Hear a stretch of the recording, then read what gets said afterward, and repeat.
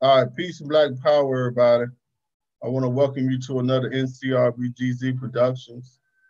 And with that being said, how everybody doing? How you feeling tonight? I hope all is well.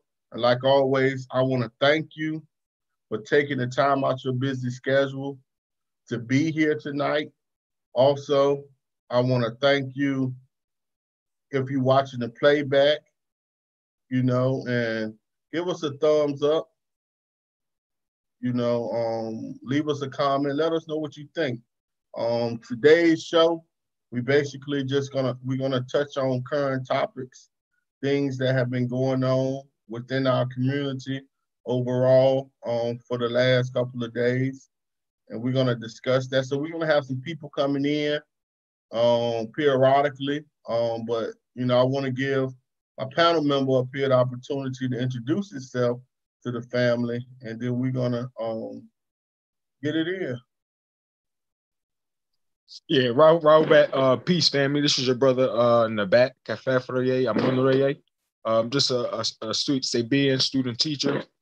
So I'm just tuning in on these current topics, and let's get into it.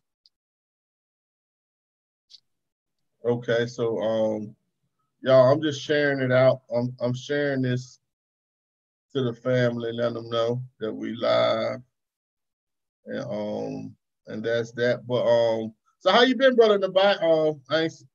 We ain't seen you for a couple of shows. How life been? Everything been all right? Oh yeah, definitely, bro. Just been busy with work. Busy studying and continuing to tune in and just really trying to continue to develop myself. I know, like on the the financial meetings that we've been having, I've been taking advantage of that. Like as far as the income shifting, taking advantage of my econ, the Quicksilver. So those type of things, I'm definitely trying to do more study on it. Just develop on that. So I don't know, man. I just been working. Hey, that's what's up, man. We got to get you up here next Monday so you can give your testimony. Yeah, so I'm still getting into it. You know what I mean? But yeah, definitely working. You know what I mean? No problem. So, what I want to do, there's been a lot of things going on, in our community, and so I wanted to just give us the opportunity to talk about some of the stuff that's been going on. So, the first thing I wanted to talk about, I'm gonna share my screen. So y'all, let me get here. I'm gonna share my screen. I want to share my screen, and I like to start off with positive. So, I want to talk about the movie Happy. It's supposed to be being streamed July the 18th. So I want to play this trailer, and we're gonna go from there. I'm gonna play this trailer about the movie Happy. It's supposed to be getting streamed July the 18th. I don't know the exact time right now, but I done brought my ticket, and I think it's something that it's something that's needed and very prevalent at this time. Now, for a lot of people who don't know, Happy is the original name of the Nile River. They changed it to the Nile, but it goes back to the word happy. So we're gonna play this, and we're gonna go from here. Now don't be fooling around out there with you. Nothing secret.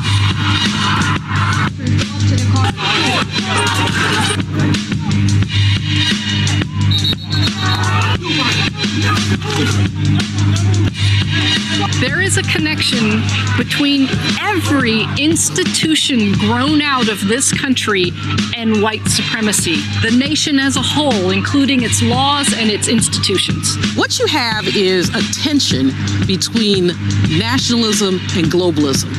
They had to create something in the mind of the poor whites that distinguished them and separated them from the blacks. And that's where you developed what I call, and James Baldwin called, the religion of whiteness. The police that answer to the politics of that community are going to be driven by the economics of that community, because economics and politics overlap. You know why I wanted to be a politician in a time when we disenfranchised? Because of power. African Americans spent $1.3 trillion last year, making us the 16th wealthiest nation in the world. Why have we not turned those riches into wealth to develop our community? Tamir Rice, Sean Bell, Sandra Bland, Eric Garner, and Michael Brown, just to name a few. Some may incorrectly classify their death as police brutality. However, it is in fact murder and a form of terrorism that is ironically very similar to what took place during chattel enslavement. All right, so now, did y'all see at the end it said economic empowerment, right? So what is very, and I think Brother Nabat may be able to chime in on this a lot, but what's very important, what's very important about what's going on as far as with that documentary is that when you understand the happy, or, you know, we call it the Nile River, but when you understand the Happy River, you understood that the Happy River was a way of transportation. And also it was a way to do commerce. It was a way to make money up and down that river, because the river overflowed around the surrounding areas, so it made it lustful so crops can be grown. And a lot of things that was able to come from this river, right? And the Happy River, what's important about it is how these people, the ancients, our ancestors, were able to use that river and use it for commerce, meaning make it an economic stronghold, how they were able to make it, turn that Happy River into a form of economics, and how we need to apply that to today so we can find out what is our Happy River. You get what I'm saying? Not exactly as far as what is the river, a form of water that is flowing that we can make money using this river, but our Happy River is ways that we can make money in today's world, bringing it into economics. I really think that this DVD Happy is at a perfect timing. I know the initial trailer that we just saw, it was focusing on the uprising and the police brutality of what's going on in America today. But make no mistakes about it. The movie Happy the documentary Happy is about economic empowerment. It's about how we can turn our struggle and everything that we have going on into economics, into something powerful. And, you know, I'm gonna leave it at that, because I can talk about Happy for a minute, because I'm always happy, right? But it's a good timing, and it's coming out in a good time. Brother Nabat, you want to chime in, brother? Yeah, definitely. I could say, we definitely want to take advantage of this time right now. Our ancestors are moving with us. You know what I mean? We definitely need to be able to recognize the signs. And what's taking place right now, like you were saying, we just gotta be able to take advantage of it, man. I don't know too much about this documentary, but just seeing this preview, it's shedding a lot of light on what's, you know, a lot of people wanted to ignore within this country.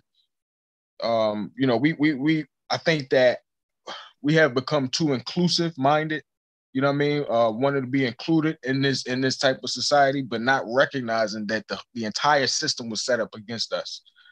And that's all dealing with economics. It's dealing with, you know, on an economic level, this system has oppressed our people. So we just need to be able to enlighten ourselves of these type of things and take advantage of the opportunity. So I'm so for reparations right now. I'm for us organizing and really doing our research on the institutions that still exist within in today's society that have contributed to the oppression of us and our ancestors. Like, for example, I know a brother in Detroit right now.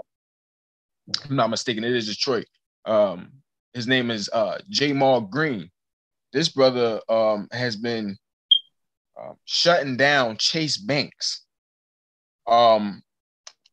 At Chase Bank specifically was involved in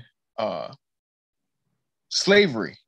Specific, they acquired 12,000 slaves and used 12,000 of our ancestors as collateral to establish funding to start Chase Bank. And so JP Morgan, who runs Chase Bank, was, definitely involved directly, in our ancestors. And many of these multi-billion-dollar institutions, were established, on the oppression and on the slavery of our ancestors. So we just need to enlighten ourselves of these things, take advantage of that part, as well as, knowing how to shift and live of, for, and by each other, as a part of our own society, starting our own businesses, our own restaurants, our own laundromats, and being able to live up for and by each other. So we just, like I said, it's great. You know what I mean? I look forward to, watching this documentary that's about to come out. Yeah. As a matter of fact, what I'm gonna do is, y'all, I'm gonna show a different trailer, because there's multiple trailers, right? But it's something I really want to show y'all, but I may have to come back to this. But I'm gonna share my screen again, and I'm gonna show a different trailer. But it's something that I wanted to show. All right, yeah, I'm gonna show this trailer.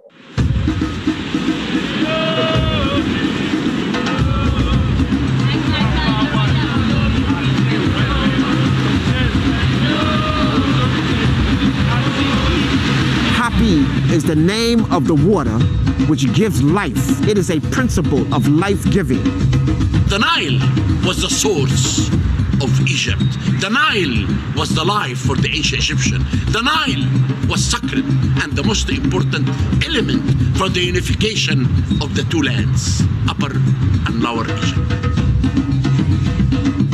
In our effort to understand or to search the role that economics played in the development of civilization, we came here to modern-day El Kab, or ancient Nekheb, and we're here at a tomb by a man known as Subik Nakht.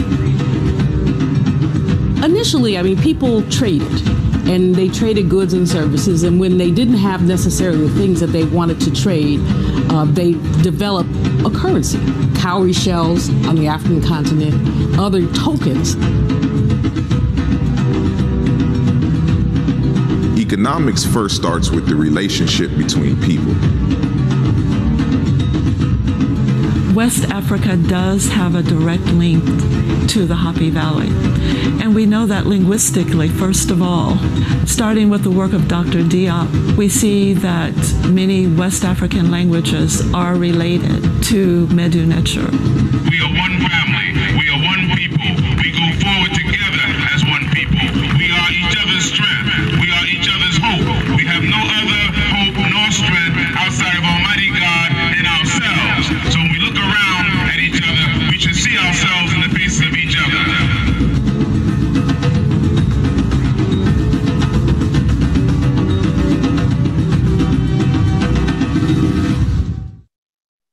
All right, now that trailer right there was more of the trailer to let you know about dealing with the economic aspect of the Happy River. And I'm ready to watch. I'm ready. And some of the things that I found out is mind-boggling. But I'm gonna move forward, man, because post up the website. What's the website again for us? For the people to just go to type in Happy HAPI trailer, or go to thehappy.com. You know what I'm saying? The Happy movie. But if you just go to Happy Trailer, type in Happy Trailer, and it'll pop up, right? And you can really find out more about it, man. And I wanted to get to the linguistic part of the word happy and river, and where like the tree and the part, like, yo, it's look, Nabat, it's crazy, man. And I'm gonna pull it up. Listen, let's build on it. Let's build on it. I'm gonna let somebody else explain it instead of me. And it's serious with the water and how all of these words come from one original word and how it's been passed on, and to the even dealing with finances, even dealing with running water, all these, like, they all come from one word. But I'm gonna pull this up when we get more people up here and more people talking, so I can have time to pull it up exactly and play it right. But since we talking about the happy, right, this is gonna lead me to another current event that has happened, right? So I'm gonna share my screen right again, and what I want to talk about is the Saharan dust that came over here from the Saharan dust that came over here from, this is the wrong one, from the Sahara. So the dust cloud, as we can y'all see this? I hope I'm sharing this. Can y'all see this little diagram? I can see, nah, we actually still see the YouTube page. Okay. All right, so let me do this again. Let me try this again. All right, here we go. All right, there we go. This is what I want to call it. Right here.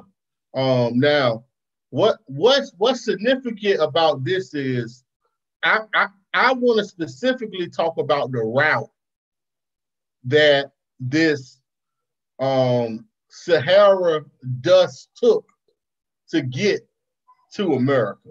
Now, everybody know about the Sahara dust cloud that came to America. It's here now. I don't know if it's gone, but it's here. I don't know if it's gone or not, but I know it's here. But I want to specifically talk about the route that it took. Now you can see it took the same route that all the hurricanes take to get to America. You know, this is the same route also that the ancients took when they traveled to America, to South America and to the islands. It's the same route. This is the identical same route. It's the same route that the ancients took when they traveled from Africa to the Caribbean, to South America and part of America. It's the same route that the hurricanes take when they come to America. So now we can sit back and we can just look at this like it's nothing and say, you know what, it's just a freak of nature. And, you know, it was time for the Saharan desert to send a dust cloud to travel across the ocean now in the form of a storm and come to America. Now, you know, in some circles, you have people who are saying that when George Floyd was calling on his mother, that, Sarah, I'm busy. I'm telling you right now. Yeah, baby, go ahead. I knew she was coming. But a lot of people, you know, when George Floyd was calling for his mother, you know, everybody understand that he was calling for his biological mother. But on a spiritual, on another understanding, in some circles, some people feel as if George Floyd was calling on Mother Earth. And Mother Earth, if you pay attention to what has happened since George Floyd, Mother Earth has been responding. There's certain things that is going on. And I feel like this dust cloud is Mother Earth responding in a way that we better wake up and realize what is really going before our eyes. Because this ain't something normal. This ain't something that happened every 10 years or every 100 years. This is unprecedented for what has happened. And the fact that the dust comes from the desert, the Saharan desert, people better understand what is happening, man.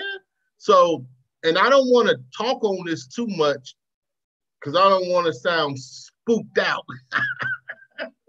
But just understand this Saharan desert and this dust cloud that came here, what actually did it bring? Now, are we going to sit around here and just think it's just a regular dust cloud that came and just, or what do you think it really signifies? And I mean, I can leave this up to everybody. You know, y'all can unmute y'all mic. I see we got two new brothers that just got up here on the show. Y'all can unmute y'all mic, introduce y'all to the family, and y'all can, you know, jump right in on what do y'all think about this Saharan, this dust cloud? What do you think about it? What's your thought? This is Neb. I'm Ray. I'm here once again. This current event, and how I feel about it, bro. This is what you talking about, Saharan. That's real. That's real. But when he called for his mama, I think he just called for his mama, man. I don't think there's nothing deeper than that, bro. I mean, you know, you can put it together, but I don't think it's nothing deeper than that, man. He was calling for his mama, man. He was like, he was in a certain stage, man. He was vulnerable, you know. He was, what can I do? You know what I mean? And he got called for his mama. I don't think it was Mama Nature, man. That's that other stuff. I mean, when you're going too deep, that's how I feel about it, man. But you did on when it comes to that the Saharan, that desert stuff. You know what I mean? You're right about that.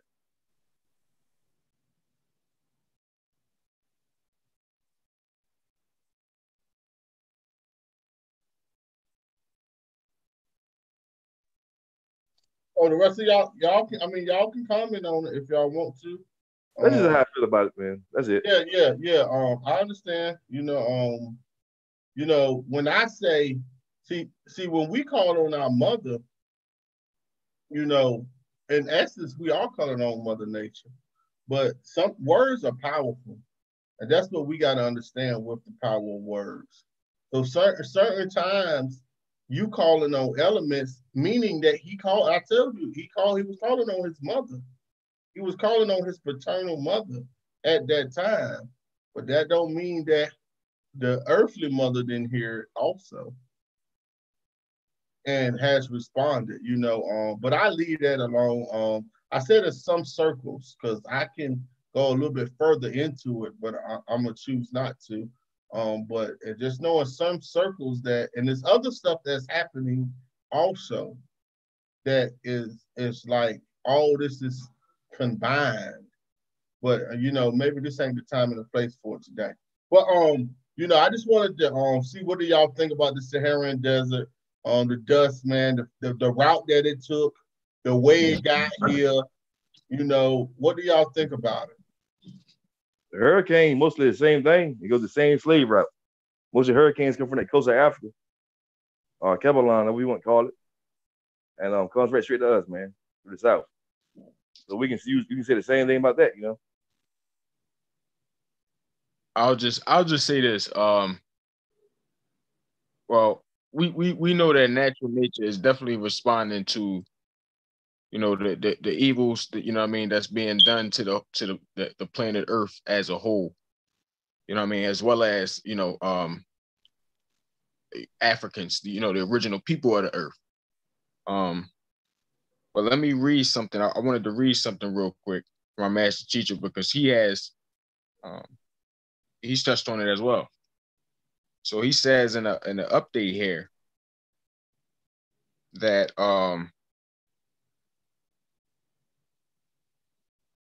he says Mother Nature is tired of mankind and the abuse she has endured from them. She is attacking with full force with all that she can.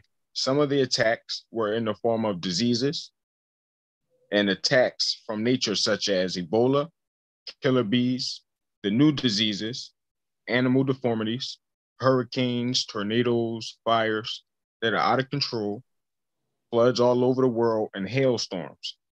The world is in total chaos. All of this is now happening to the Tamahu race as the end of their 6,000-year rule. A people in oppression and captivity are in hell. And this brings us to the next question. So he was just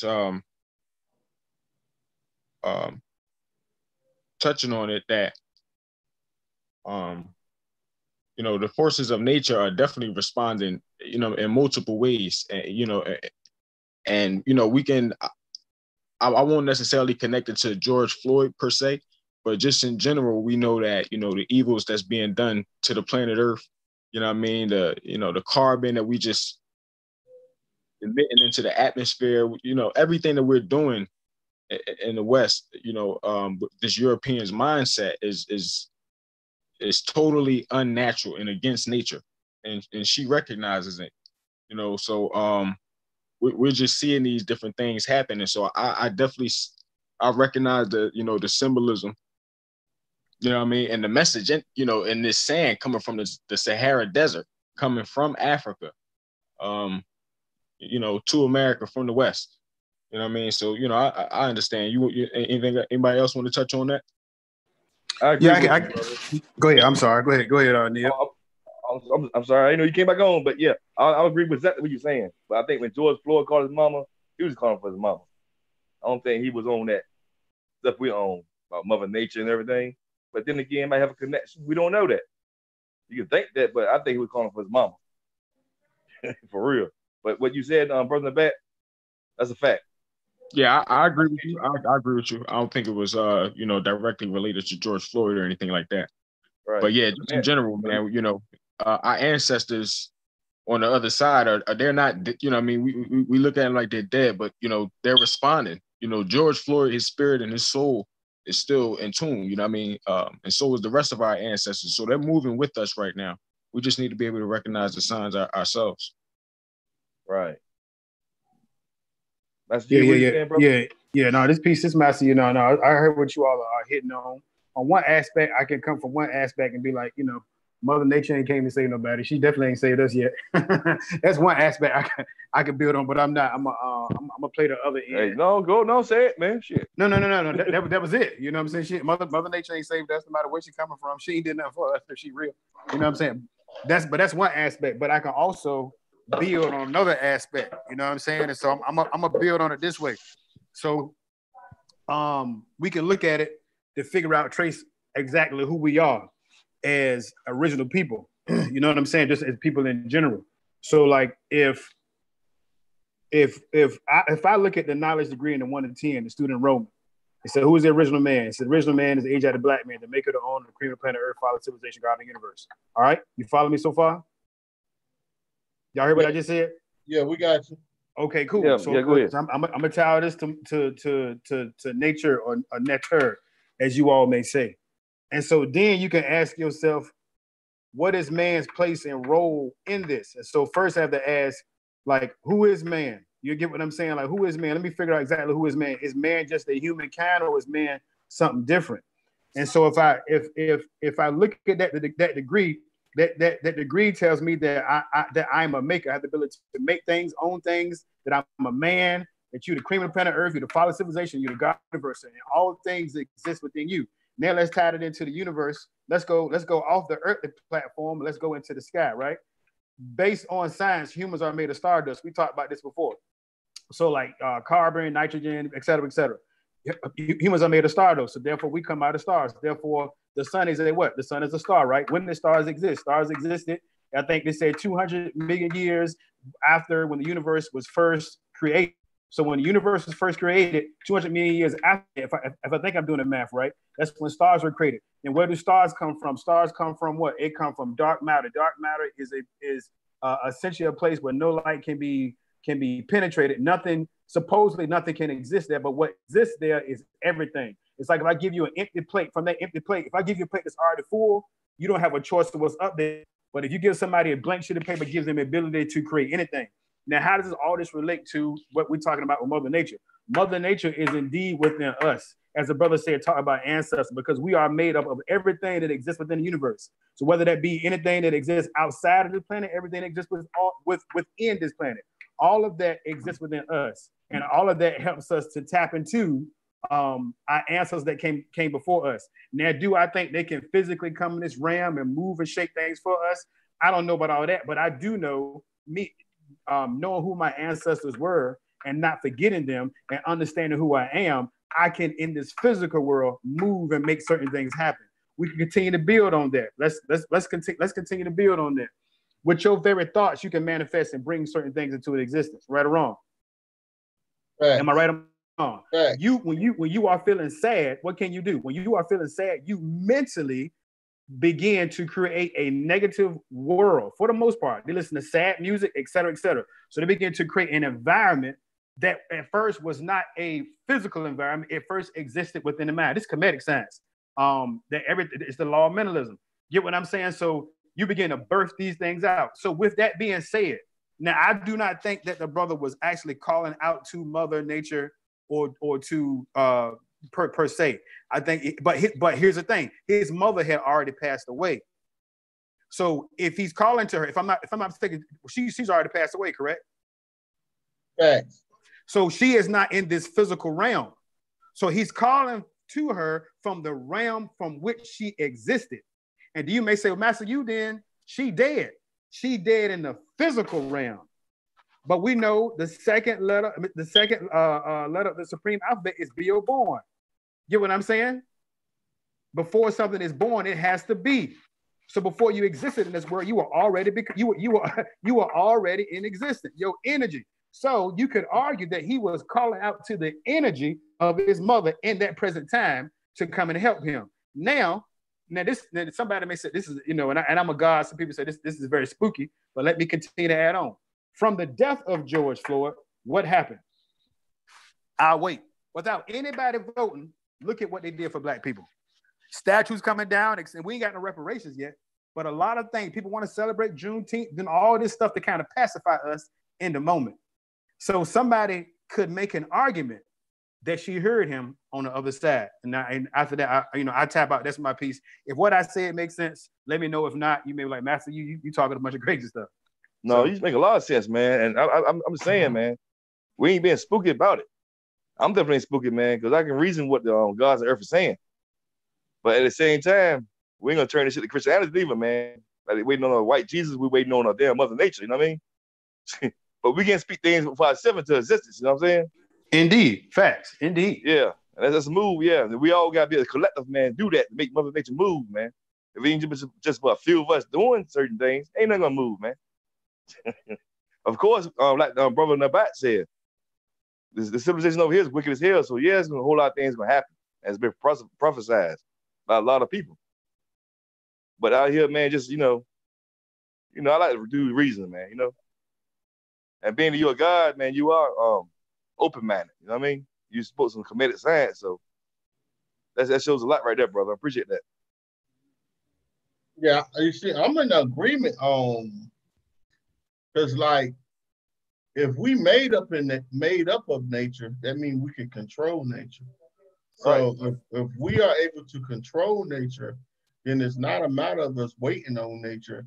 It's a matter of us exercising or calling nature to do what we need to be done. But we have to be specific with what we ask nature for. We're not asking nature to come and be our shining armor and kill the boogeyman. No. No. You know what I'm saying? Like, everything have a part that can be played. But what we do understand when they deal with nature is that nature can be vicious. Hurricanes and tornadoes don't know nobody. And the thing with nature, when nature do come with a vengeance, the good gets swept up with the bad. Because nature can end it all for all of us. All of this can be ended with nature. And ain't nothing we can do. And then nature can also replenish and regrow and start all over again. See, but the thing with what my purpose of why I'm bringing it up is that it's a time and a season. And just like we about to have this lunar eclipse on July the 4th, right? All this stuff is time and seasons. And this stuff that is happening along with the coronavirus. Now, what is they saying that this coronavirus attacks, right? Your respiratory system and breathing. Well, what do this Saharan desert dust do? It attack the same stuff. Like, so it's like that enhances, it makes your problems worse if you inhaling this dust. So you have the coronavirus that is attacking a certain part of your body, and then there's dust on top of it. I mean, it's like it's not really spooky to me. It's just like it's realistic. It's science. That's what it is. It's science, and we have to apply the knowledge, just like Master you said. So you can take it whatever way. We can take it. We can take it one way. We can take it the other way. But at the end of the day, this stuff is here. What do y'all think about the studies that they came out with of the coronavirus deaths affecting certain blood types? Yeah, Dr. Fauci,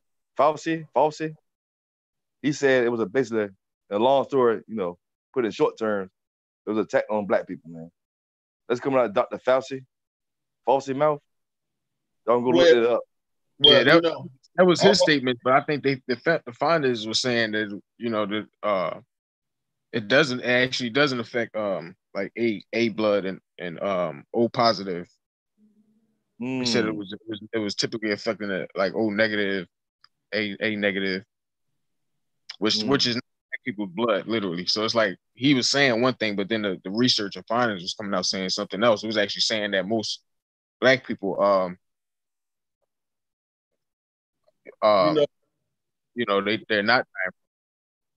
I'm sorry, brother. Go ahead, because I'm unfamiliar with that. So y'all go ahead. Okay. Yeah, I was just curious what y'all thought about that. So yeah, that's just something that we could do a little more research on. Yeah, I believe it's man-made. I know it's man-made. You know what I mean? Definitely was aiming at somebody. So yeah, I know it's a lot of misinformation out there. They're saying one thing, you know what I mean, it's in the media, to kind of get us fearful. I mean, I haven't really seen too many black people dying,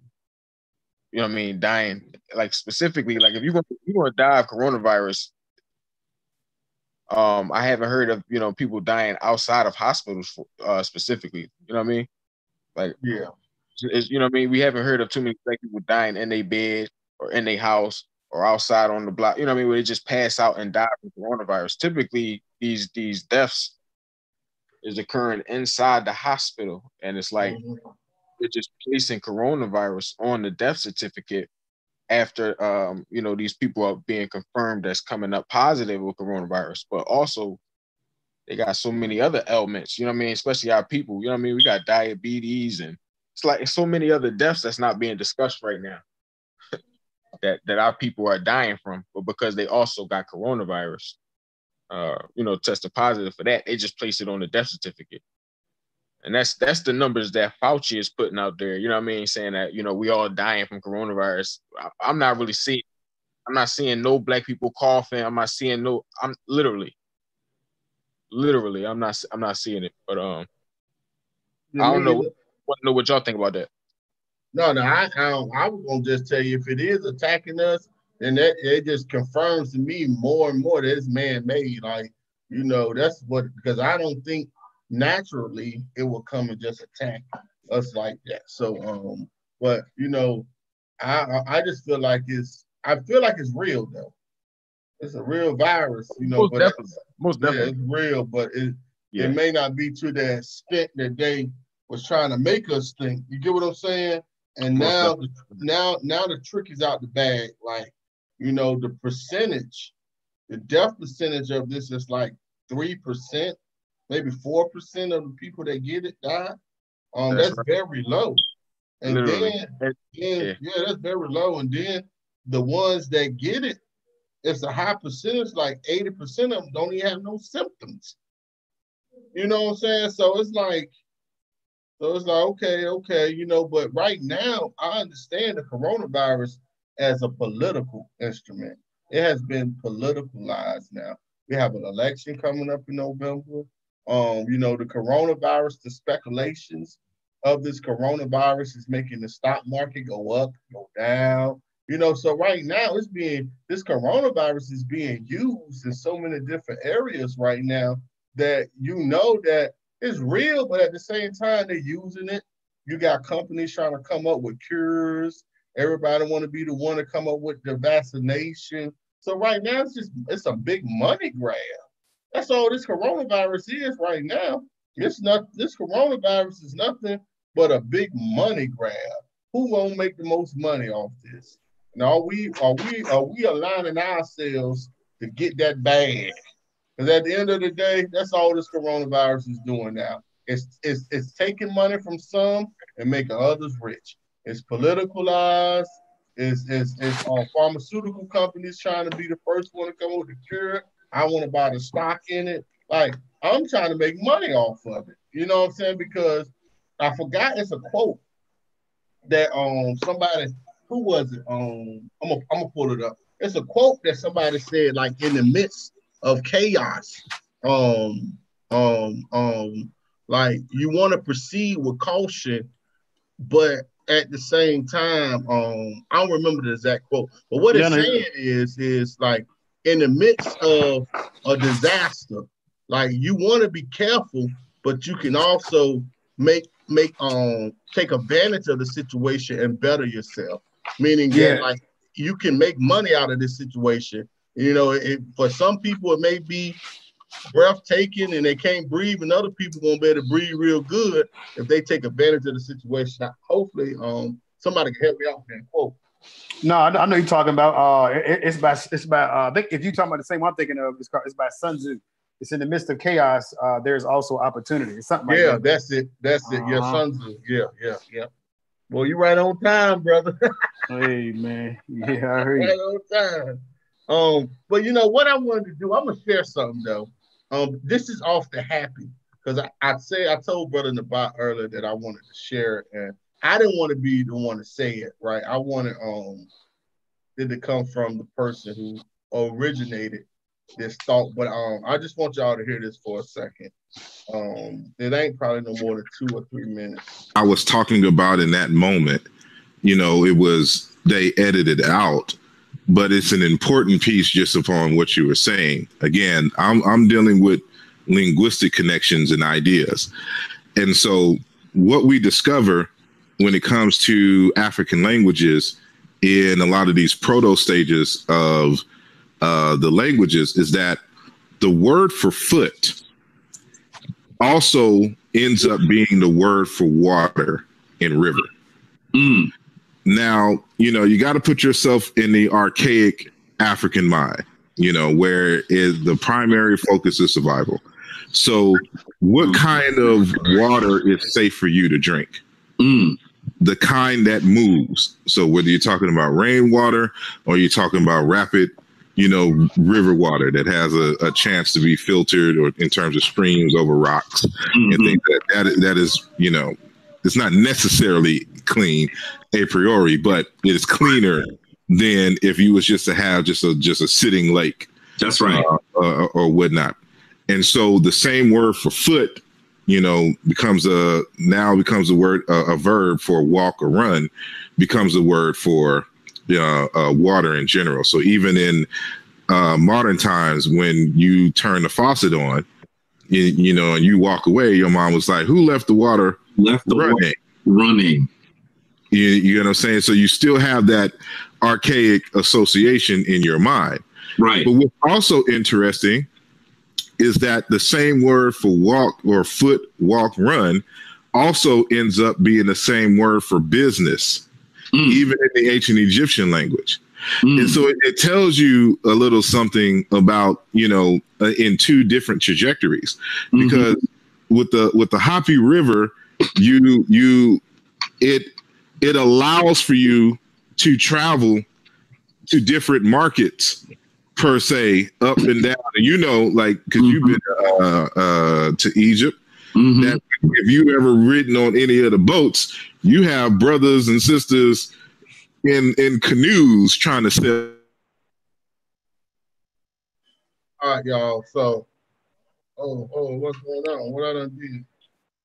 I wanted to stop sharing this, right?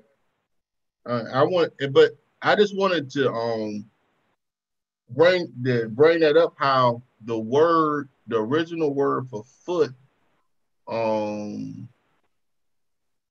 end up turning from foot to run, and then water, and then business. All these words originated from one linguistic sound, and that was the trunk part of the tree, your base, because the base part of the tree was the first sound, and from that base you got walk, run, and then but how it morphed into water, running water, and like this stuff is crazy when you deal with linguistics. But I know this is probably it's a whole different thing, but it's just something earlier when I was playing that the video of the trailer of the movie Happy, because Happy was the original name for the Nile back in the day. And but I just wanted to play that, man, because to me that's very important when you're dealing with water and the flow of water,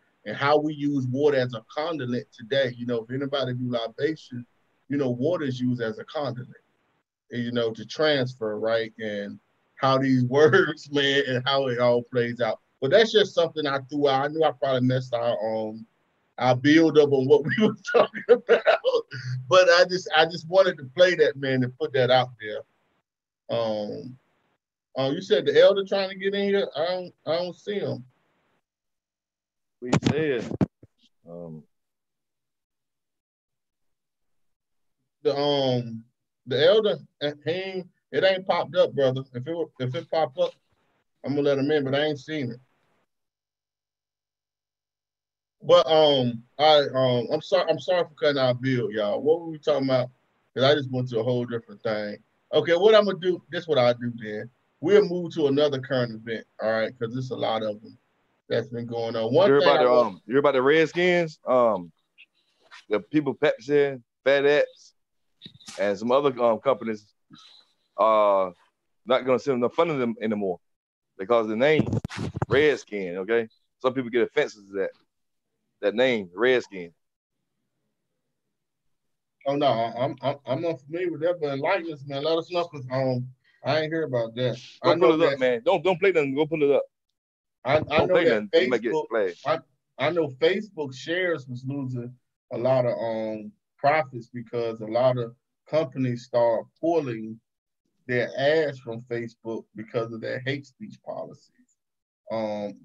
Because of Facebook was allowing some of Donald Trump stuff. So I know about them. Their stocks and people pulling, but that's political. That's part of this political theatrics that we about to go into coming, this upcoming election. But I pull that up. But one thing I do want to talk about is marriages and child marriages in the United States of America. This is something that we need to talk about. Where is it at? Yeah. All right. So, can y'all see this? All right. It says in United States, more than 200,000 minors were married between 2000 and 2015. Most were girls, and more than 80% of them were married to an adult. This is something that in America, teen children can get married to an adult if the parents give permission. So I don't know if a lot of people know about this, but it's called age of consent. It's called age of consent. Man, everything got it. It's extremely prevalent here in the United States, says Donna Pollard, the founder of Survivors Corner, which advocates for survivors of domestic violence, sexual abuse, assault, abuse, and exploitation. But my point is that who would have thought that this is a girl, when she was 14 years old, she was admitted to a behavioral health facility, but she ended up getting married. Like, I don't want to play the video. She said, look, unfortunately, instead of receiving the help that she had received at the facility, she was preyed upon by a mental health technician that worked there. She said he was 29 and she was 14. When she was released, her mother, who said had some mental issues and also had been a child bride, consented to her marriage with the man when she was 16. So now her mother was also married at a young age also. She said she was a child bride, meaning she got married when she was a kid to an adult. So you have this stuff going on in America as we speak, where children are being married to adults. Now, okay, hey now, what we're gonna have to do is send him send the elder, I'm gonna send him something on Messenger. I don't want to say this out loud. Let's send it to him. I'll send it to me. I send it to him. Yeah. But I'm gonna have to send him the password and the ID. All right, just send it to him. So and that's what he got to use to get in.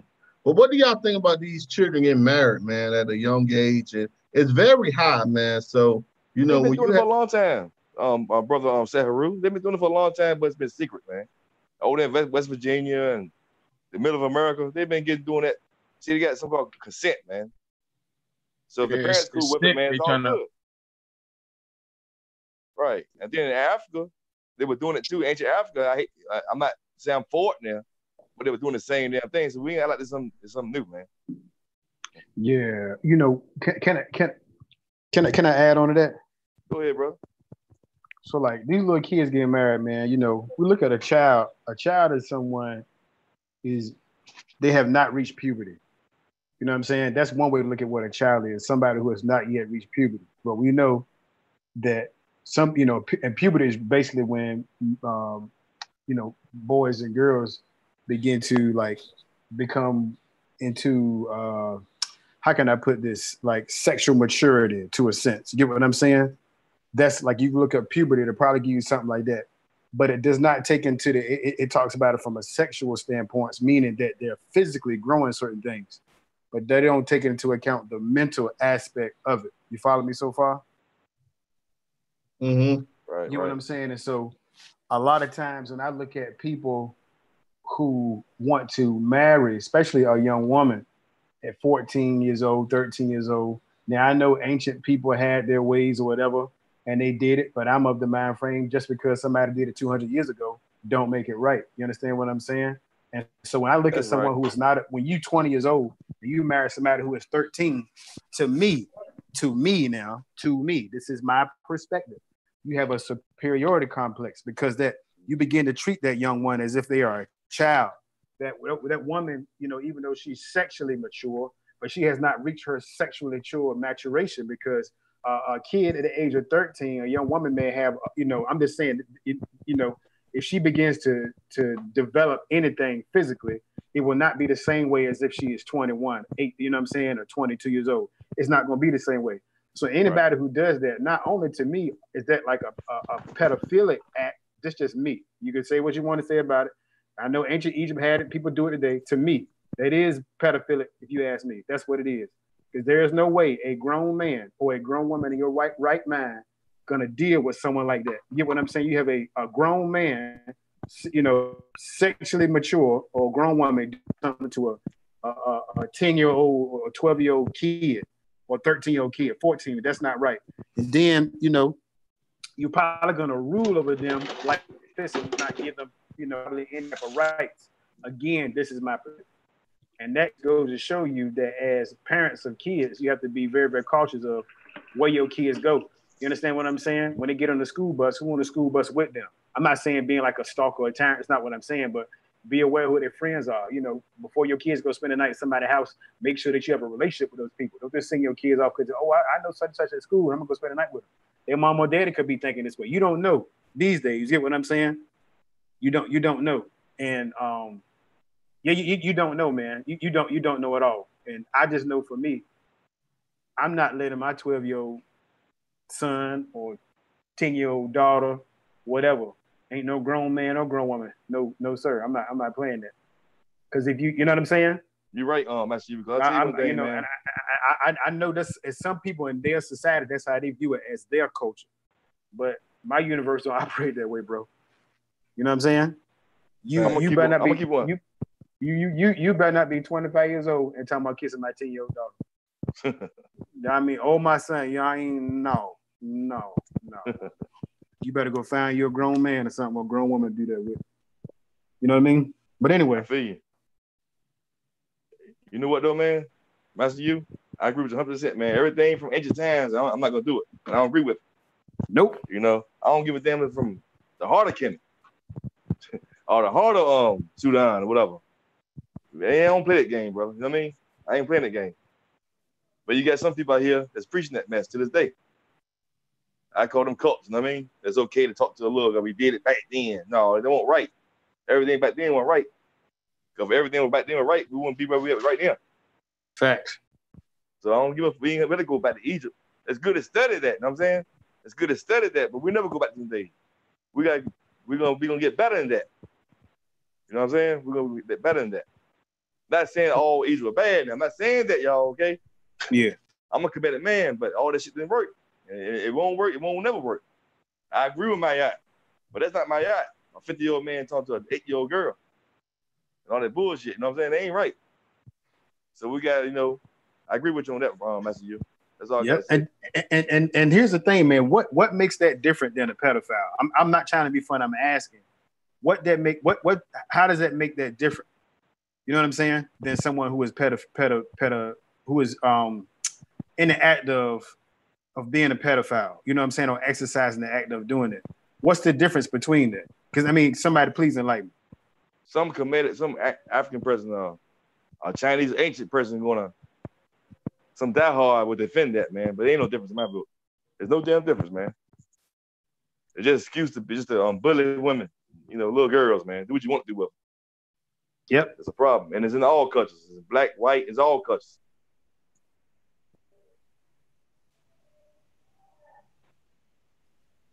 Yeah. I agree with y'all saying. I just got one question. Where in ancient Egypt did we have 50-year-old men marry an 8-year-old? I don't see that. I don't see anywhere in Nubia and Sudan and Meroe where you had average people, average grown men marrying. That has never been our culture at all. Now, if we're talking about on the throne regarding like Tutankhamun and a lot of the pharaoh rulers, that was ritualistic, and these children had to be prepared to be able to take the throne by the age of 13. So and in order to get on the throne, you had to have a mate. So in many cases, if there was no daughter, let's say you had Tutankhamun was 13 when he was prepared for the throne, and his mate at the time was much older than him until he was able to find a mate his age in the bloodline, because in order to get on the throne, you had to be of that specific bloodline. So it was very ritualistic regarding the dynastic rulership specifically, but the average people in the society did not practice no pedophilia or 50-year-old men kissing and having sex with little girls. That literally never existed in our ancient culture at all. Now, if you go into India, you find it. If you come in America amongst the indigenous peoples in America, you find it. If you go in China, you find it. In certain places in Africa, there are some certain African tribes that still practice that. But in our ancient times, I don't see nothing in the historical record where the average people in our culture practice anything remote like that. And I don't agree with that at all. That's the only thing I wanted to get clarification on. You know, we got to clear that up. You know what I mean? When we say Kemetic, when we say Egyptian, we got to be clear when we're talking about like Tutankhamun as a young boy, you know, and even some of the young feminine that were prepared to be queens as queen regents to the to the pharaoh. Hey guys, how y'all doing this evening? Hey, peace, peace, brother. Peace. All right. Hey, on that about the Egyptians, have you ever heard of the I believe the name is Turin Papyrus, Turin Papyrus, which was written, they say, about 1100 years BC, and it's known as an erotic text. So that if you haven't read that, you might want to check that out. I just wanted to add that on to the top. Oh yeah, I've read that. That speaks of an erotic relationship, you know, in Egypt between a man and a woman. So it was kind of just, it brought light to Europeans who were trying to have an understanding of Egyptian sex. You know what I mean? How Egyptians looked into romance and sex and things like that, and how it compared and contrasted to European lust, Western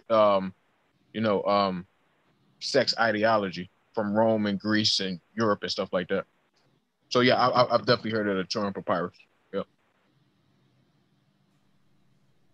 You know that. I know we everywhere now. We talking about current events, then we talking about Egypt and stuff. I don't know how it means for it to go like that. But all I'm gonna say is, I think the best came, and I think some of the worst came. But I think the Europeans took it to another level of worser than we did. But it came from somewhere, man. That stuff came from somewhere. Polygamy came from somewhere. The idea of it came from somewhere, man. Brothers, you know what I mean, and sisters, whoever listening, it came from somewhere. There's I'll tell you where it came from. It came from Mesopotamia and India. If you're talking about specifically, older men lusting after small girls, that came from the East. It did not originate in Africa. It came into Africa by way of Mesopotamia, Babylon, India. Like when they speak about the land of Nod in the Bible, it's speaking about the territory that we now call India, literally. So just do some more research into that, because in these cities you had these pedophiles. They called them wanderers. Cain was afraid to go here. If you go back and read, these early accounts, which they got from the Sumerian tablets, by the way. So these are not fake stories. They're based on actual historical accounts that came from earlier cultures that they, plagiarized these stories from. But it speaks about, these territories like the land of Nod, where these people dwelt, and they practiced all of these types of pedophilic acts. So when we say Nod, that's actually the etymological origin of the word India. So it's just, it's just a lot we gotta know about, the origins. That was never, it was never African, to want to, molest small girls or have sex with small girls. That, and when we speak about Africans practicing it today, it's primarily amongst Islamic Africans, and it's approved. It's kind of, I won't say promoted, but accepted in certain Middle Eastern African countries where Africans reside. You know what I mean? So we don't want to tie it in with African culture just because we see Black people doing these things on the African continent. We got to distinguish, the corruption that came into Africa, and things like that. Yeah. Yes, it's always misconceptions, and with everything, man, but we know that it ain't right. At the end of the day, we know that it ain't right, and no, it ain't right. That's what we know. It ain't something that our heart of our heart know that we don't want it to happen to our daughters, right? So we know that it's just not right, and it ain't happening. You got some people out here. You got some people out here like what's his name? What's his name? Zeru, Nature Boy. Yeah. He's supposed to be African spirituality. You know what I mean? Yeah, you got bad apples and everything, man. You got people that'll take some information and turn it in it, and you got manipulators, man. You got a lot of people that's gullible, and you got people that know how to manipulate gullible people, man. So and take advantage of it and take advantage of the people, right? Let me clear something up though, because there are many cultural differences, between like Western culture and original African culture. So I'm not going to say, that a 13-year-old wasn't considered a woman, a 13-year-old man wasn't considered a boy, wasn't considered a man at that age. For the most part, at puberty, that's when it occurs, and natural nature determines when you become ready for reproduction. And the thing about it is the difference is in Western culture in a lot of cases, like my brother Master U was speaking about earlier, like he was saying that it, just because you're physically prepared, your body is telling you one thing, your mind and your mentality is not the same. Especially in the West, these are still children. You see what I'm saying? These are, they're not prepared at all, and it's absolutely not right. You know what I mean? For a grown man to, to even want to be with a child, with sense. You know what I mean? It doesn't make any sense. But and it's definitely indicative of pedophilia. Obviously, you see what I'm saying? Because, like I said, this is a European and Western mentality that the majority of us carry, and those men that take on that approach is, the motive behind it is lust, is sex, it's wanting to get, a child, and that's exactly what it is. It's molestation and it's pedophilia. We got to call it what it is. But in contrast, we just got to say that that's not how it was practiced in our original culture. You know what I mean? So we just and we got to recognize the day and time that we're in today. So what we do in our culture, we like it into this. Just because in ancient times our ancestors walked around naked doesn't mean we should walk around naked today. You see what I'm saying? That's not, even though natural nature dictated that, that nature didn't give you any clothes. You see what I'm saying? Nature didn't give any animals any clothes. They gave them fur and everything that's in their genetics to live by. It's us that, took on these extra things, but it's not, with that, living in the society that we in, with the mindsets of the people in our environment, it's not even wise to take on the same type of mentality that we took on in ancient times. And that is what, is important. We have to understand the day and time and the environment that we're living in, and protect our children, from, these evils, man. So I agree 100% with y'all brothers. Because it's still tribes. I think the Joanna, I start with a J. It's still tribes that still be naked now, but they don't have that many. They don't have that much access to outside, to modern world. They don't, and like it's some tribes, man. I think JAWAN, something like that. But the British and stuff now have been going to the island and they've been raping the women, because the women are walking around in their natural habitat because that's the way they live. Also, and most ancient African cultures, like you had a rite of passage for a boy to become a man. There were certain things that he had to do to go through that rites of passage, and same for the girls. You had rites of passage before you was even able to marry.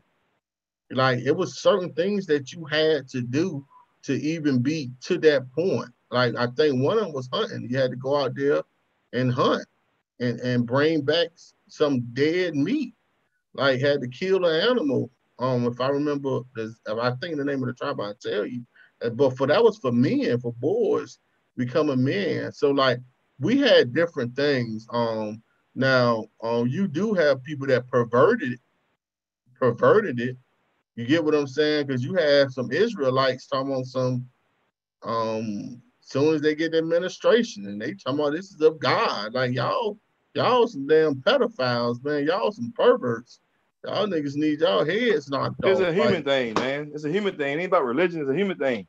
Well, no, you can't say that it's a human thing because it's not right. I'm not defending it, but you tell me this shit didn't go on. No, in the beginning of the days, man. What I'm telling you is, it's the mindset of the humans. So that's what I'm telling you. It's the mindset of the humans. It's not that humans. I'm talking about. It's the mindset that we have today that is different compared to what they had back then. And also, you have a lot of mixing that has happened that have altered the blood. So now you have mixed in different groups of people. But Seth. Go ahead, jump in. Go ahead. No. I mean, I hear what everybody's saying, man, but I just want, like, for me, man, you know, no matter where it come from, you know what I'm saying? I don't care if it came from a European, I don't care if it came from African ancestry. Just you know, like everything that come out of somebody's mouth ain't always valuable. You get what I'm saying? And so that's why we were all, like, you know, in our nation, we were always taught, don't take nothing on face value. You go do the knowledge yourself. You get what I'm saying? You go do the knowledge and get yourself to a level of understanding where you can begin to speak on it. You get what I'm saying? And so, like, there's just some things that people thought about years ago that what they thought was right was never right. It was wrong. You get what I'm saying? And so, Right. like, just like for me, you know, a tribe may practice this certain thing, and to them it's right. That's their viewpoint from where they sit at, from their level of mentality. But from where I sit at, a lot of them things just won't right and exact. I'm not being funny when I say this, so don't. If there's anybody who do this type of stuff, don't attack me. Like, one point in time, people were praying to trees. They thought trees were God. The trees were gonna save them. Then you realize that you can get the seed and plant your own tree. You understand what I'm saying? But because certain things are a culture, is a way of life for some people, until they step out of that, you know what I'm saying, and become a free thinker, then that's what it is. You get what I'm saying? Like a lot, for a lot of time, that way of thinking can be what you call mob thinking or mob mentality. Because the mob does this, then I too shall fall in line. And also too, I guarantee you, a lot of those kids who were going through that type of stuff, I bet you they didn't want to be in those positions and doing that type of stuff, but they had no choice. They were forced to. I'm not knocking nobody what they doing, but then, like, if you got, you seen the tribe on TV, the kid they got to put their hands in this thing full of fire ants, and they get their whole hand burnt up, et cetera, et cetera, et cetera. Like, for me, I'm not gonna put that type of harm on my child. There's other ways that I can teach you to be mature, to get you to have your rites of passage. Now, Right. again, somebody can come explain it to me, like, Matthew, no, it's just like doing X, Y, and Z, et cetera, et cetera, et cetera, et cetera. Okay, cool, that makes sense. But from where I stand, like, I'm not gonna personally put you in a particular point of danger. You get what I'm saying? Especially if you're a child of mine. And what I will do is I will train you to the best of my ability, and I will put you in situations with me being an overseer of you and see how you move and shape. You understand what I'm saying? Like, I can teach my kids now about finances, but that don't necessarily mean I'm gonna let them go run a bank, not at the age they are now. But I'm gonna keep preparing you. So when certain things thrown to you, like, okay, cool, my dad and my mama put this toward me, so I know how to move and operate in this particular situation. And so with that being said, I go back to what I said earlier. No matter what the society was, everything that those societies did was not right and exact. You understand what I'm saying? And so, like, you said it before, said Haru. You gotta chew the meat and spit out the bone. And that's the whole point of standing on somebody's shoulders. Is then when I get to stand on your shoulders, it allows me to get to another level of elevation to where I can not only see further down. I'm at a higher elevation, so now I have a better view. You understand what I'm saying? Of what's going on beneath me, and also I have a higher view. So now I can see over different steps and places now because I'm able to stand up on your shoulders. That makes sense what I'm saying? Yeah, it makes great sense. That's right. It makes, but this is the only thing that I need to add. I have to say this from time to time. We cannot use our modern thinking and apply it to back then. See, and I think that's a lot of times we do this, man. We apply the way we think today. Listen, we didn't think the same way in the 80s. I mean, for us, that's old enough. Or let's say 90s. Let's say 90s. We didn't think the same way in the 90s that we think today. Like, so it's hard to use our way of thinking in 2020 and try to compare it 2,000-3,000 years ago to the way people thought back then. It was a different world. Totally different world. They didn't Doesn't have make it right though, but doesn't make it right though, man. It don't make everything right. Well, when you say right according to who? That's exactly what I was about to ask. When you say it doesn't make it right, you talking about according to the way you think. But you ain't comparing it to the way they think because you're not back there. You don't know how they live. So it's different. We got TV, man. We got cars. Like, come on, man. We in AC. We got heat. I mean, come on, man. Like, we cannot even fathom the life that they live on a day-to-day basis back then compared to the like we go to the store and buy food. Like, come on, man. like it's no way possible that I believe that we can compare anything that we doing today to what they did back then and use our mind frame and try to I don't want to say critique. Critique it.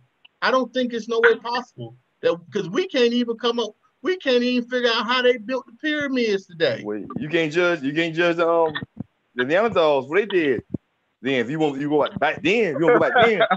But listen, all right, check it out. But guess who you can judge them against? You can judge them against those that was there at their time frame. So when you say you're right. I can't judge the Neanderthal by the way I think, but I can judge it by how the Africans thought back then. Because see, they left history. Hold on. I know the elder. We taught them everything, man. Think about it. They got it for some damn well. How you keep saying you taught them?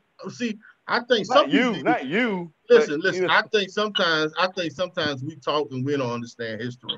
And I think a lot of times we take little bits and pieces of history and we run with it and we really don't understand history. But when you say you taught them and we taught the Neanderthals, who taught the Neanderthals now?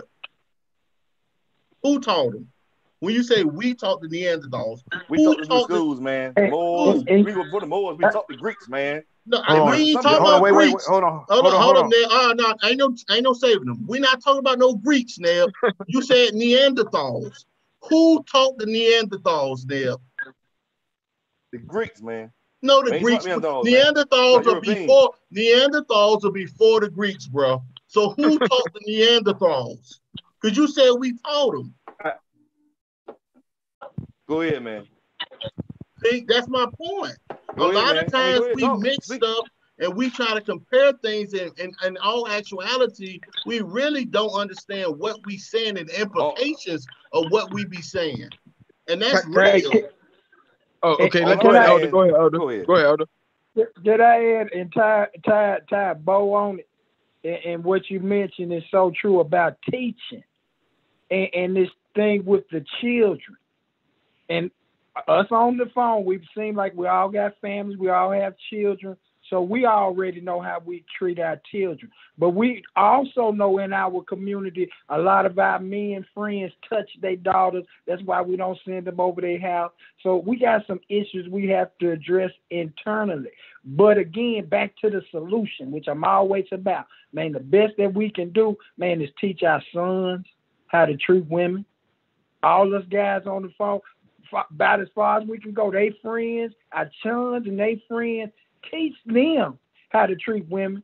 Going outside of that, in my opinion, is just kind of hard. Because like I'm talking to my son, watch your friends, because your friends ain't necessarily your friends. So again, it goes back to teaching what the brother said about financial literacy, shooting enough in them so that they prepared to go out here in the real world. But we got to do a better job preparing our men to go out here dealing with our women. And I really wanted to talk about this 4th of July threat that I get on my email. But really, these white men are cowards. They're attacking our women in their cars, and the women is videotaping these little incidents they by themselves with their children. So we really got to think hard about what we putting in that next generation to get them ready for what's coming. That's all I wanted to tie on all of that. Yeah, that's peace, Elder, and also too, I'm gonna say this here, Sat Haru. I'm gonna say this, man. You're right. You know where we are now. We weren't there then. I didn't live in that particular time. But what I do have with me, we do have books and we do have history, and we do have ways that we can show, improve, and study about things in those societies. You get what I'm saying?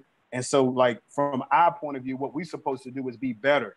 You understand what I'm saying? Like Egypt, Kemet in so many aspects, and not just Kemet. There was places came before Kemet. You know what I'm saying? They had their greatness in some areas, but they also had flaws. You get what I'm saying? And even in the areas that were great, if we come from that's our ancestry, we supposed to be better than that. You get what I'm saying? Like, you know what I mean? Like for me, it's just me. Don't nobody have to agree with what I'm saying. Like, I don't beat my kids. You get what I'm saying? But when I was growing up, I got my tail popped. You can talk about whether it worked or not. For me, I don't pop my kids. You get what I'm saying? We rather do workout. We're gonna work out. We're gonna sit down. We're gonna build, and we're gonna talk. We're gonna talk this out, because I'm not gonna, because just because you give me a sense of an emotion, my first reaction shouldn't be to grab something or put my hands on you. That was a way of thinking in one particular point of time. You get what I'm saying? You know what I mean? There's other ways of discipline a child. Your first reaction shouldn't be to go, oh, this child done disrespected me, they did this to me, they do this to me, and you go do that. But if you go to work and somebody disrespect you, you don't do nothing to them. If a police officer go and say something to you, you don't do nothing to them. But you go home and you take the anger out on your kids because you feel like your child disrespect you. It's different if your child put their hands on you. But I'm talking about a kid that's 4, 5, 6, 7 years old, 8 years old. That's a child. A child don't know how to move and operate in the world. And before I do something to you physically, let me first understand how to reason with you at the level where you are. You know what I'm saying? At the level where you are, let me reason with you at your level, and let me educate you to bring you to the level of where I am, and then surpass me. And so a lot of ways of ancient thinking, you're right, I wasn't there. I don't think the way that they think. And I'm glad I don't. But I'm glad that I have whatever knowledge that they had, and I can chew the meat and I can spit out, I can spit out the bones. You dig what I'm saying? And I guarantee you, if they had a TV, they probably would be watching it. They'll probably be watching it. They probably be on World Star and a lot of other stuff too. And so, like I said, don't get me wrong, man. There's a lot of great stuff come out of all of our ancient cultures. Like I said, there's stuff that surpasses Kemet. I don't have to, you all know this stuff. I don't have to go into all the different type of sciences, different things that's going on. But everything that happened into those societies were not always right and exact. And I think that's what Brother Cam is saying. You get what I'm saying? Not that he's discrediting or whatever, but yeah, everything in there, everything in there. That's all I'm saying, man. Yeah, everything in them societies won't like great. We ain't going back to days, man. We gonna get better than them. You know what I'm saying? That's right. We're gonna add on to them. Now, here's another train of thought, though. Here's another one. Look at America today. You know what I'm saying? Now let's look at America 100 years from now. Hopefully, it will be much better than what it is now. And our way of thinking, they was like, oh no, they done added on and changed different things around. We as people are supposed to evolve and grow. You understand what I'm saying? And not always, have the have one way of thinking, man. So, and that's a beautiful part of living. You get to experience things in life. You get to have an opportunity to grow as individuals, you know what I'm saying, and as a community. But anyway, that's my piece. Yeah, I agree. And I just wanted to shed light on pretty much like how our ancestors did it in ancient Egypt. and just across Africa as a whole, we raised our like we saying, we raised our children to the best of our ability, in tune with their natural development, from adolescence, to infantry, to adolescence, to the teenage years, when they start experiencing these different hormones. We know children are going to, once they reach that particular stage, they're going to do what they're going to do. And that's by the laws of natural nature. Natural nature is not waiting. We have a responsibility as parents to do our, like the elder was saying, to raise these young boys and these young girls, so that when they reach that particular stage, they have the level of maturity to make the right decisions. And we're not at all talking about being in no relationship with no 50 or 30 or even 40 or even 25-year-old man. Typically it was a 13, maybe like a 13 or 14-year-old, or once they reached that development, that stage, they were prepared to a certain point. They knew how to cook, they knew how to clean, they knew how to take care of a household, and they pretty much were. And we're talking about in tune with natural nature in ancient times, not in today's society. So by the time they reached that particular stage, they were ready to marry. By maybe like a 17 or 15 or another 14-year-old. And I'm not saying that this happened all the time, or that this was promoted for them to marry that young. It's just that, again, we as parents, we have a responsibility to do our best to raise these children in tune with the laws of natural nature and their physical development. We cannot continue to call them children when their bodies are telling them otherwise. We cannot continue to treat them like children when their bodies are telling them otherwise, and hold back information and wisdom from them that would allow them to mature to the level of behaving as an adult. Simply in our pursuit of trying to protect them, and in doing so, we keep them immature. We keep them as children. And I'm not saying that it's 100% our fault, but I'm just saying that it's like we have to, we understand the society that we live in is pedophilia. It's all type of evil things in this current society. So I know the type of difficulty that it is. I'm not a parent, so I can't really speak to the exact difficulties. But as a child, I can speak. As a child of my mother, I can speak to it. That the way that I was raised, I wasn't really raised to be prepared. By the time that development came, I was making immature decisions, and most of us are.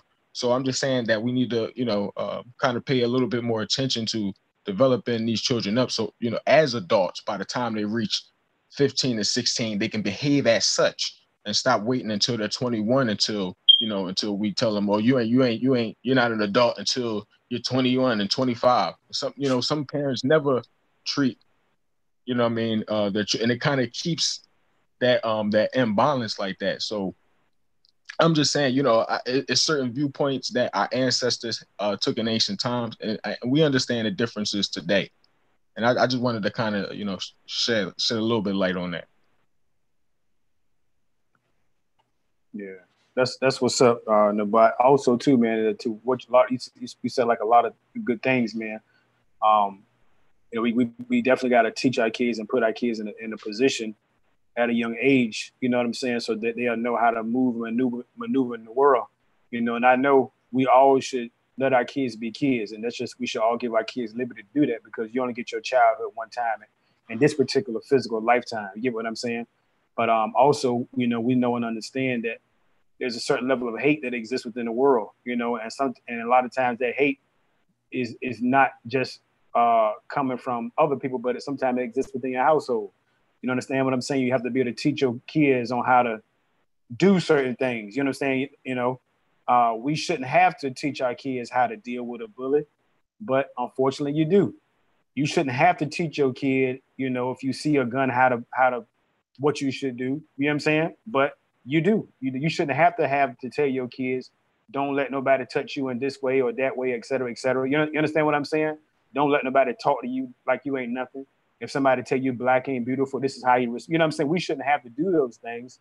But like the brother was saying, unfortunately, we have to be able to put our kids in a position that even if they're 4, 5, 6 years old, to teach them how to be able to maneuver if in that situation. You get what I'm saying?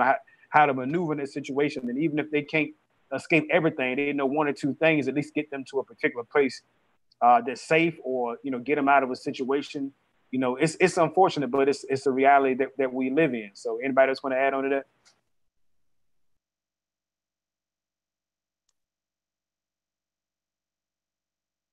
That's right. 100% agree, brother. Yeah, we got a little long-winded on this thing, man. I mean, I ain't mean to do that. No. I mean, you know, I just think, man, we go to that subject, man. How about I say this? We all right, okay? Yeah. But I think we have sin. We don't call it sin. Bad things going on in Africa, you know, ancient Africa too. We have black devils back then too. And you tell me you ain't had no damn old motherfucking Kemet. Oh, I'm with that little girl there. You know what I'm saying? Come on, man. It's a human problem, y'all. It's a human thing, man. I know other people have took it to another level. You know what I mean? Mm-hmm. But we ain't see how that was heaven in ancient Egypt, man. I would just like to see the record. I mean, we could contemplate and speculate. We could say. I mean, I'm not going to deny it. I'm just saying that we got to stop you, because it seems like we literally been using Kemet. We've been using that as a reference. Like, yeah, I know Kemet. Like, no, let's talk about the actual devils that been doing this shit. It's in Arabia. It's in India. The Arabs have been doing it. The Romans, those pedophiles in the Roman Catholic Church have been doing. Let's speak about the real devils that have been doing this. It's not Kemet.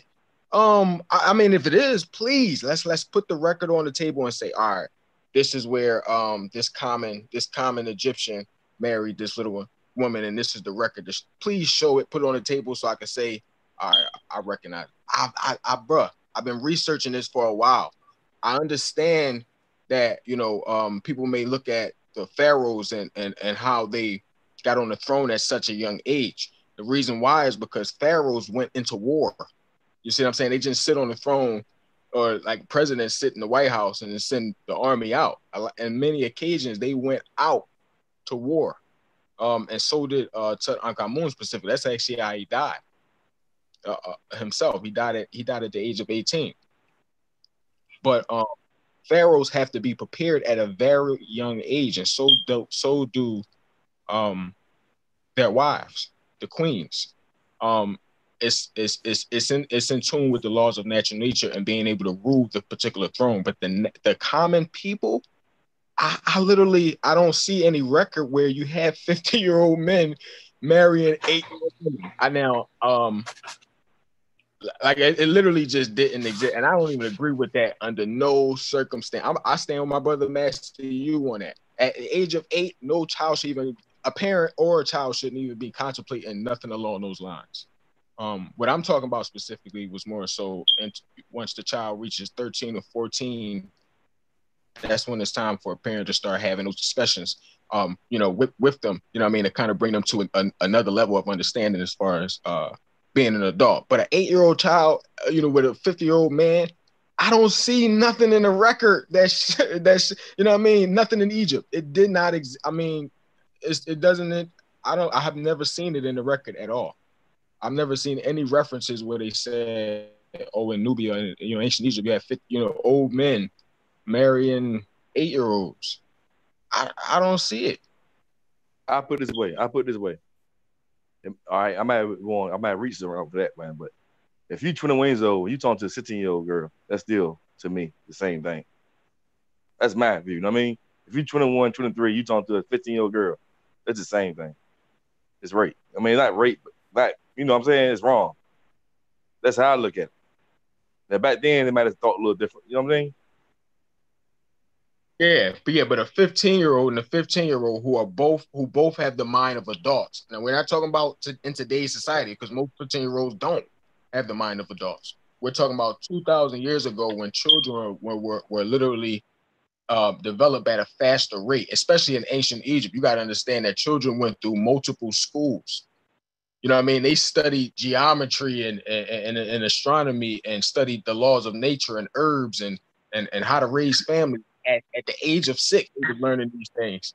They wasn't practicing these things. They was learning about all of these things. So by the time they turned in a symbolic manner, so by the time they started developing puberty, they were, you know, it was another level of information revealed to them. It was, you know what I mean? They were now being prepared to become mothers and fathers by the age of 15 and 16. So a 15 to 16 to 17-year-old marrying another 15 or 16 or 17-year-old is in no way inappropriate in ancient times under normal circumstances, because they were developed mentally and matured to that level. Now, we may not believe that today, but if we go in South Africa right now, you can go in South Africa right now amongst the Science people, and you can see that marriages occur around, the mates are around the same ages in most cases, and they're developed.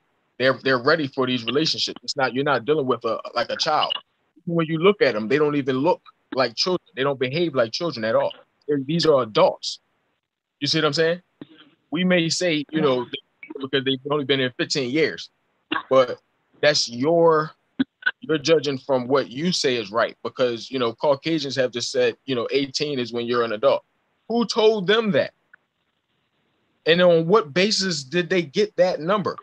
It's like we just, you know, what they say. I'm not saying y'all. I'm just saying we you know, we kind of take on a lot of these ideologies and thinking that they issue to us. And I'm not saying that they're 100% wrong, especially in this society. You should be, you know, a child is still a child until you're 18. In this society, they should still be treated accordingly. So I'm not necessarily saying that it's wrong here, but I'm just saying that in contrast to our ancient ancestors, we got to understand the differences to the way children were developed and raised. They were developed and prepared at a much faster rate. Yeah, no, I can dig that, but I'm gonna send somebody to school. I'm gonna parent your. I'm not trying to be funny. I'm not a pedophile. I'm gonna send your daughter to school around, you know, early. I'm gonna get her right, so I'm gonna marry when she get 15. You know, y'all allow that, fathers? But you guys just got daughters on here. How do y'all feel about? I know we talked last week about multiple women in marriages. How do y'all feel about marriage today? Are you telling your sons to get married? Are you telling your daughters to get married? I didn't even let my children date when they were in high school, so that's how I did. Hey, you know, I got a daughter that's 15, that's staying with me now. I never thought that I would allow my daughter to date a boy. I'm gonna be honest, but I have allowed her to have a boyfriend on the phone. I ain't talking about going out meeting and stuff, but I actually have allowed her, because I know that the most important thing you need with your children, just like any other relationship, is trust. I need to be able to trust my daughter. I need for my daughter to feel open enough to tell me things that I wouldn't have told my parents, because I didn't have that relationship. So in a sense, that I can't believe that I'm okay with it, but I'm actually okay with it. Now, I ain't talking about going beyond that, but as it stands right now, she got a little boyfriend. They talk on the phone, and I'm actually okay with it, you know. The fact that she talked to me about it made me happy, and also let me understand that I'm being a good father, that my daughter was willing to talk to her father about something like that. But I always want an open dialogue with my children, when I don't want my children to hide nothing from me. I want you to just be straight up honest with me. And like Master, you said, I don't beat my children either. You know, I take it back. I used to. The last time I beat my middle daughter, she was like 5, and I stopped. I stopped beating them. I don't beat my children no more either. And I understand that that is something that we got from the slave master. When you go back in history, like even when you go back to Egypt, it was only one person that really disciplined the kids, and that was the teacher. But the parents really won't discipline their children because it was a different standard as far as with discipline. You know, this is something that we have inherited from the slave master as far as beating our children. And that's hands down. But as far as my, I never thought this though. Before we had the conversation, I never thought that I would be okay with it. But after we sat down and she was honest enough to talk to me about it and tell me the way she feel, and hey, I'm not gonna crush her heart, man. So that's what you want to do. That's what you want to do. And I'm actually okay with it. I never thought that I would be okay with it though, but no, actuality. So I am. So but as far as my children dating older men, no, there ain't no pedophile shit going on like that. Now Nabat did say some very important things, like when he said we come up with this age 18. Like who taught them that? That's real, man. But in the society in which we live, this is the standard where we're at. Well, you know, I wanted to switch gears real fast, because it is a video that I wanted to share about the threat for the 4th of July. And I wanted to get everybody feedback on this video. But I want to give y'all opportunity to finish this thing, because I got a feeling this conversation could go on for a while. Because you know, I do know that it was things that was done in the past that probably shouldn't have been done, or in hindsight today we're not going to do it. Just like it's things that we'll do today that in the past they wouldn't do and they wouldn't agree with. You know, so I know it's a lot of things that we do today that if we were to go back into their time, they wouldn't do it and they wouldn't agree with it. And also, like Master, you said, if they had a TV back then, they'd probably be looking at the TV. They'd probably be on the internet. They'd be on WarStar. You know, they probably would be doing that also. So it goes both ways, man. At the end of the day. I know it was all throughout the Torah. The Hebrews, the so-called Hebrews, did it. Yeah, you know, yeah. They married 13 of young girls and all that stuff like that. As older men. For it. That's yeah. It's all throughout. It's all throughout. You know, but again, they came from the east. The Hebrews, you know, came over the Tigris and Euphrates rivers from Chaldea. You know, so they did it in Babylon. You know what I mean? Yeah. And you got to understand, people had different. We live into 80 years old now. It wasn't necessarily the same. He talked about young kings. They had a different time span, so you know they had to get their things in. Yeah. It's right as that. Well, yeah, I want y'all to finish out, and then I'm gonna share my screen and share this video, man, about this. Go ahead. Imminent threat. Go ahead. We got a threat that I got a hold of it too. So let me see if I can find it. Share my screen real fast. Let me see if I can find it. Is it here? Here it go. Yeah, this is it. All right, I'm gonna play this. Turn the volume up. Our people on a very large scale. Here we go. Alert as follows, comrades. This is an early alert of supposed activity this weekend on the 4th of July that would cause harm to our people on a very large scale. The Huey P. Newton Gun Club has received intel from 2 credible sources that multiple white nationalist groups / militias are planning a nationwide attack on all of our people over the 4th of July weekend. The sources could not confirm the motives of the nationalists, but they might be tied to the events that have recently happened with the taking down of Confederate symbols across the United States.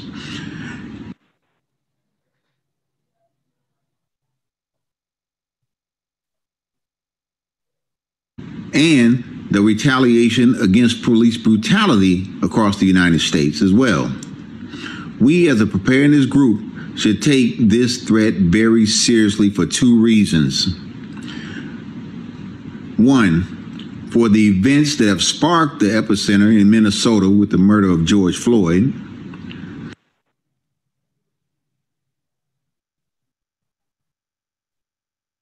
Y'all, let me stop this. I don't know what's going on, but it's freezing up. And try to replay it and see if it flow through next time. This time. Yeah, let's try this time. Let's see.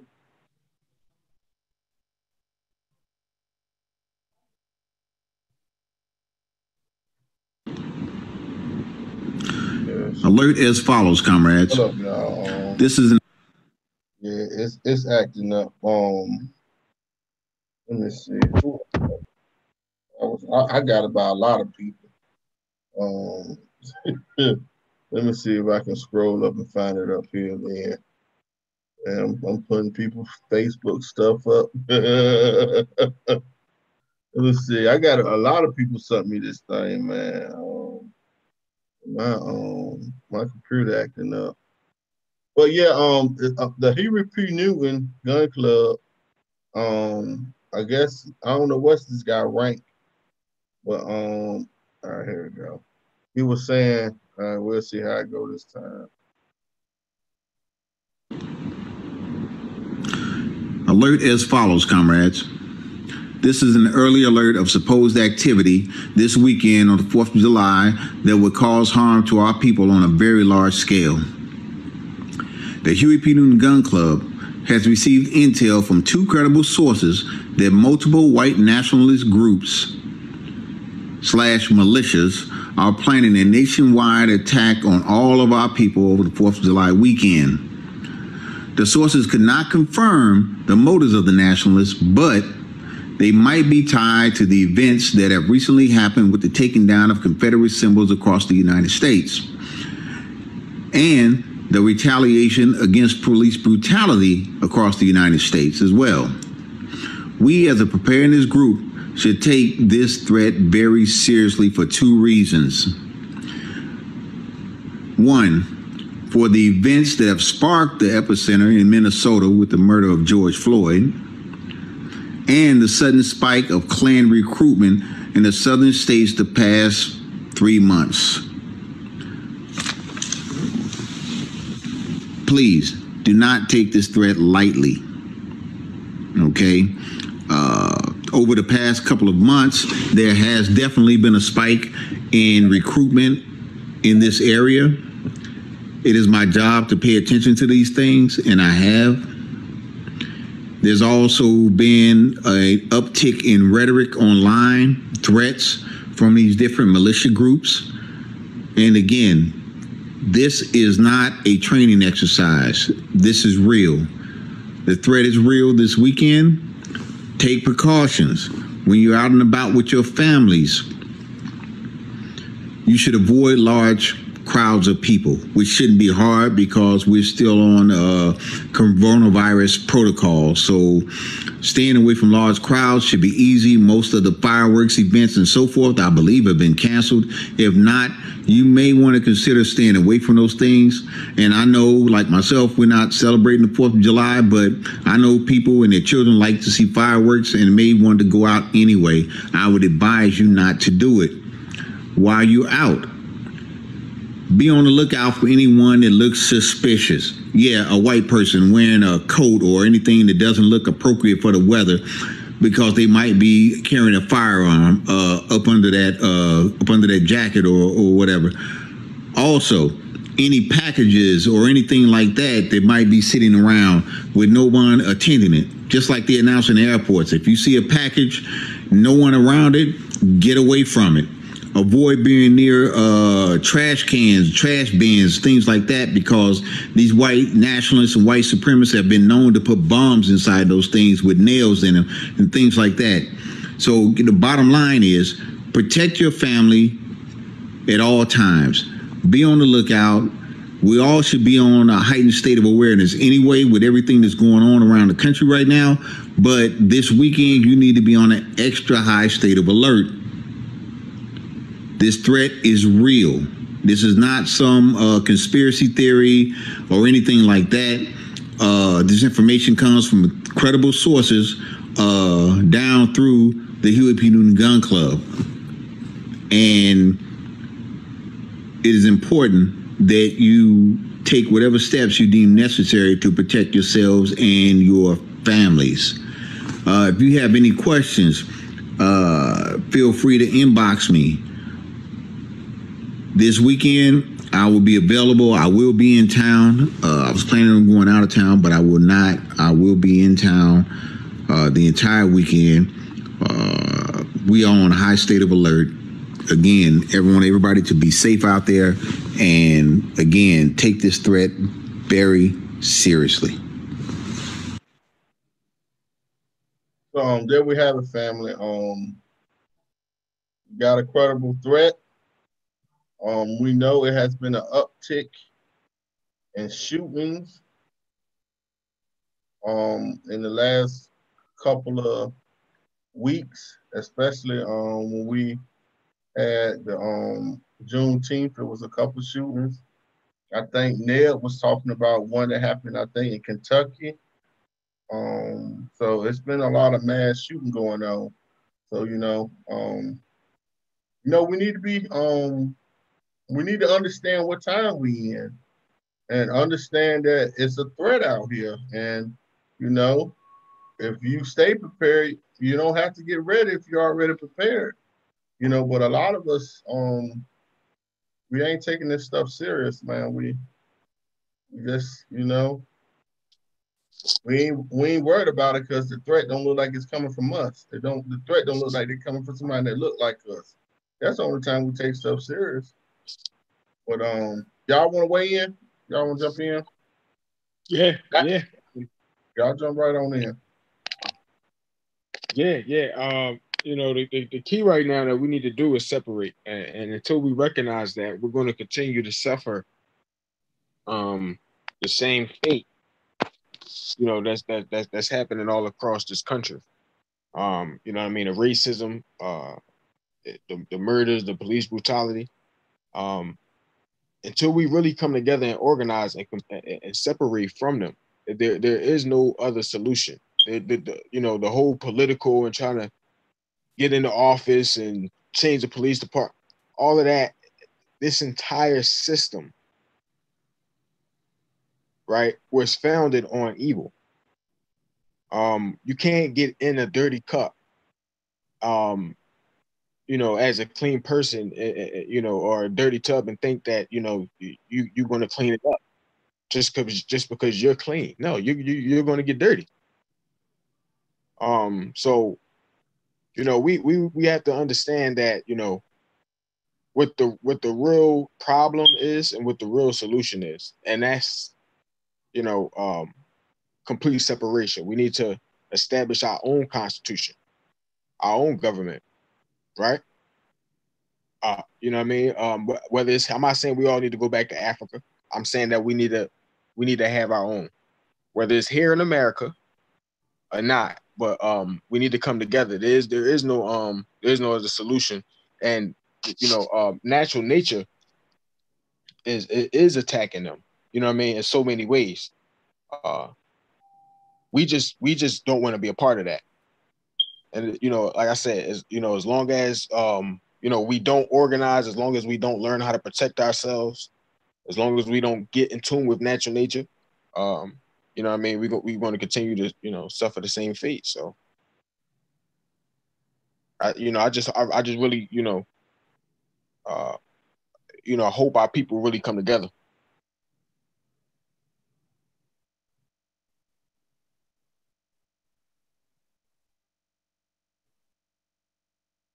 Anybody else? Everybody? I see we got 2 new people that just got in. Y'all want to jump in? Y'all want to say hi to the family? Comment? Hey, everybody, it's Shay. I kind of just jumped in on the tail end of what the last 2 people were saying, but I feel like I agree with what the last guy said. We need to totally separate ourselves from them. Because I just feel like you can't negotiate with your enemy, and at the end of the day, the other team is our enemy, regardless of what they say.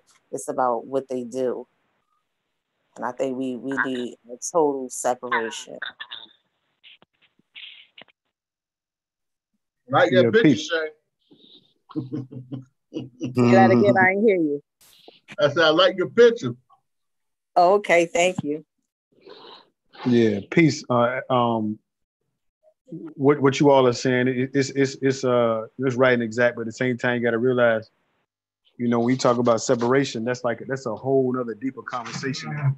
I'm sorry, I slipped my chair back. There's a whole deeper conversation. That's pretty much a whole live show to talk about separation, man. Because when you start talking about separating, you got to get real. You want to get real specific, or you could be general. But in any event, you talking about the threat, man. I mean, yeah, you should just, you know, you should be ready, man. Not just for nobody white. You should be ready for anybody. That's my mentality. Be ready for anybody, especially if you are a father. You gotta be ready at any given time to do whatever it takes to protect your family. You get what I'm saying? And also, in doing that, also make sure that you exercise wisdom in what you're doing. You know what I'm saying? Some people may say, well, I'm just going to go rat-a-tat-tat, I'm going to kill up everything, I'm going to do all this. You can't have that mind frame. You have to understand the laws of the land. You understand what I'm saying? And so, you know, I would say only put yourself in a situation if your life is in imminent danger. Because if your life is not in imminent danger and you end up doing something, you're going to find yourself in trouble. You get what I'm saying? So the best thing to do is if you're moving, you move accordingly. And everybody should have a plan on how you move. And you should have, you know, if something, you know, something happens, you got a meet up spot where y'all meet up at. You understand what I'm saying? And all y'all, you should, when you're moving, you should, you know, so everybody, in my opinion, everybody should be armed. And furthermore, before you become armed or when you do become armed, you have to be trained in your firearm. You gotta understand how to use it and how to use it efficiently. You understand what I'm saying? You got to know if that thing jam, how do I unjam it as quickly as possible? Your gun should be clean. You understand what I'm saying? You should be cleaning your gun. Anytime you get to go in the range, go to the range. Also, outside of that, you know, to my knowledge, you cannot escalate violence. No, you have to meet the violence at where it's at of equal force. So if somebody coming with you at hands and you mess around and shoot them, you're going to find yourself likely, especially your black person, in prison, in jail. So you shouldn't just know how to maintain and shoot a gun. You should know how to do hand-to-hand combat. And I mean, I can add on and on and on and on and on and on. Fighting boosts your adrenaline. A lot of things happen. You become very, very tired. So you have to, I mean, I could go on and on, man, you know, keep adding on to this, man. But anyway, yeah, that's my piece, man. You know, y'all stay safe. Y'all be safe. You know, protect black women. And also, too, if you got a brother out there, make sure that your brothers are good. And then also be mindful of black people who just want to incite something just cause. You get what I'm saying? Some people, there could be a threat that's going around, and some people just do dumb stuff.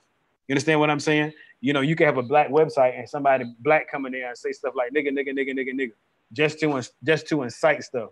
So whenever you do, make sure that you're not only becoming aware of your surroundings, but that you know how to efficiently take action in your surroundings and how to deal with whatever threat that comes to you. You know, how to evaluate that threat and how to, you know, act accordingly. Make sense what I'm saying? That's right. I like to add on to the brother exactly. I feel personally that as a grown man, you need to have your peace. You know, you need to have that. And I would like to say to the lady, I'm glad she joined us late, but women should never be by themselves.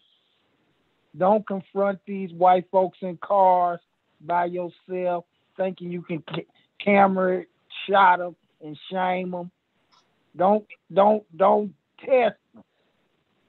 That goes for us too. But fellas, man, have you a part? We got to start rolling as a team. I got to be able to check on Stewart, make sure he all right today. You know, but really, man, that's how I'm feeling. When I leave out my door, just like I'm going to hit by mileage, Stewart, I'm going to have my friend with me when I go out. Not looking for trouble, but if it presents itself, you know, I got to take my shot. So, hey, man, protect yourself. This COVID-19 in Arkansas is eating our butts up. So I'm telling my family to keep their ass at home, and this ain't our damn party anyway.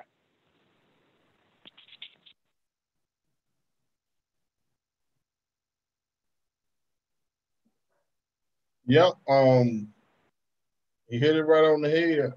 You know, the threat is real, man. It's always been real, and you know, it shouldn't take warnings. Like we should already. It's at the point now where you gotta expect something to happen when you leave your house. You gotta, just like when I was driving when I was in Korea, they always teach you to be defensive, to be a defensive driver.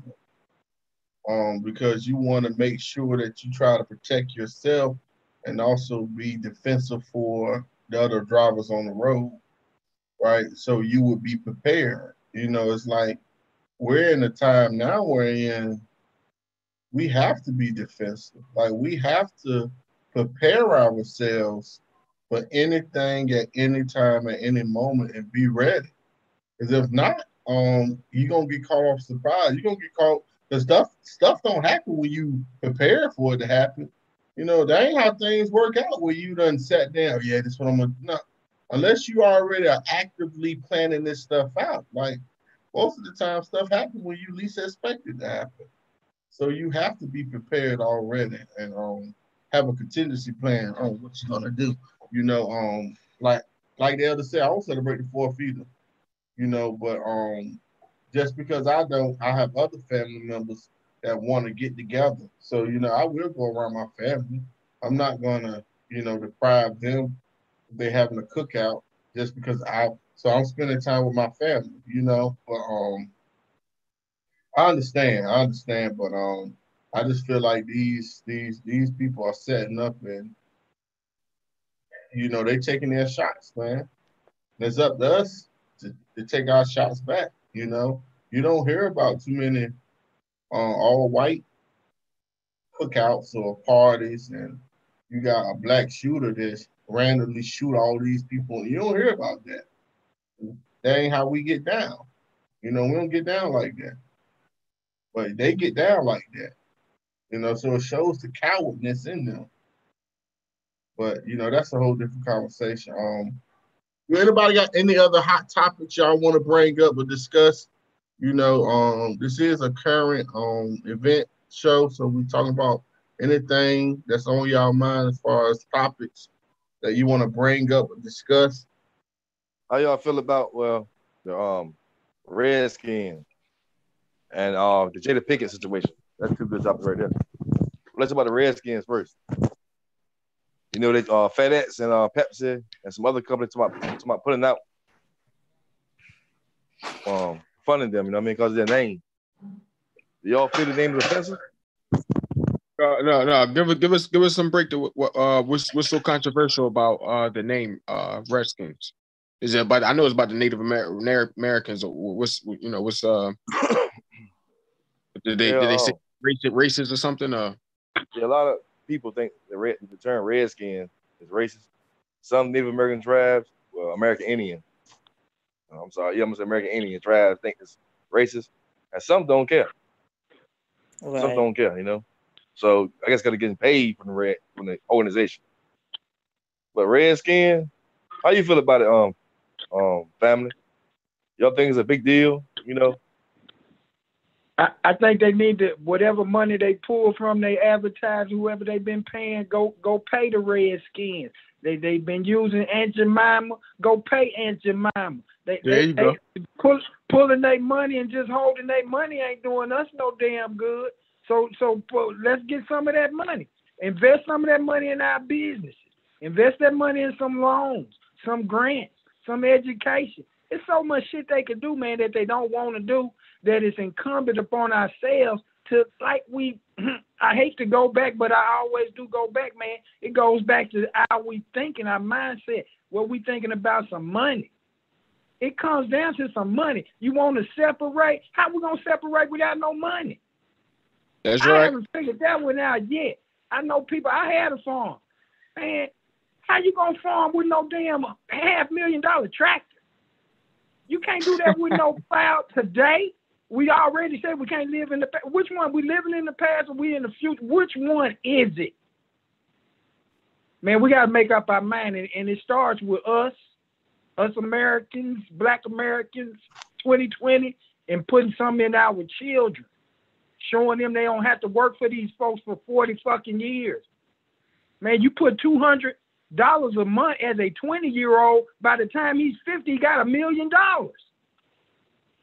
We can put 200 now because we done got older, but we could have did it as we were younger had we known.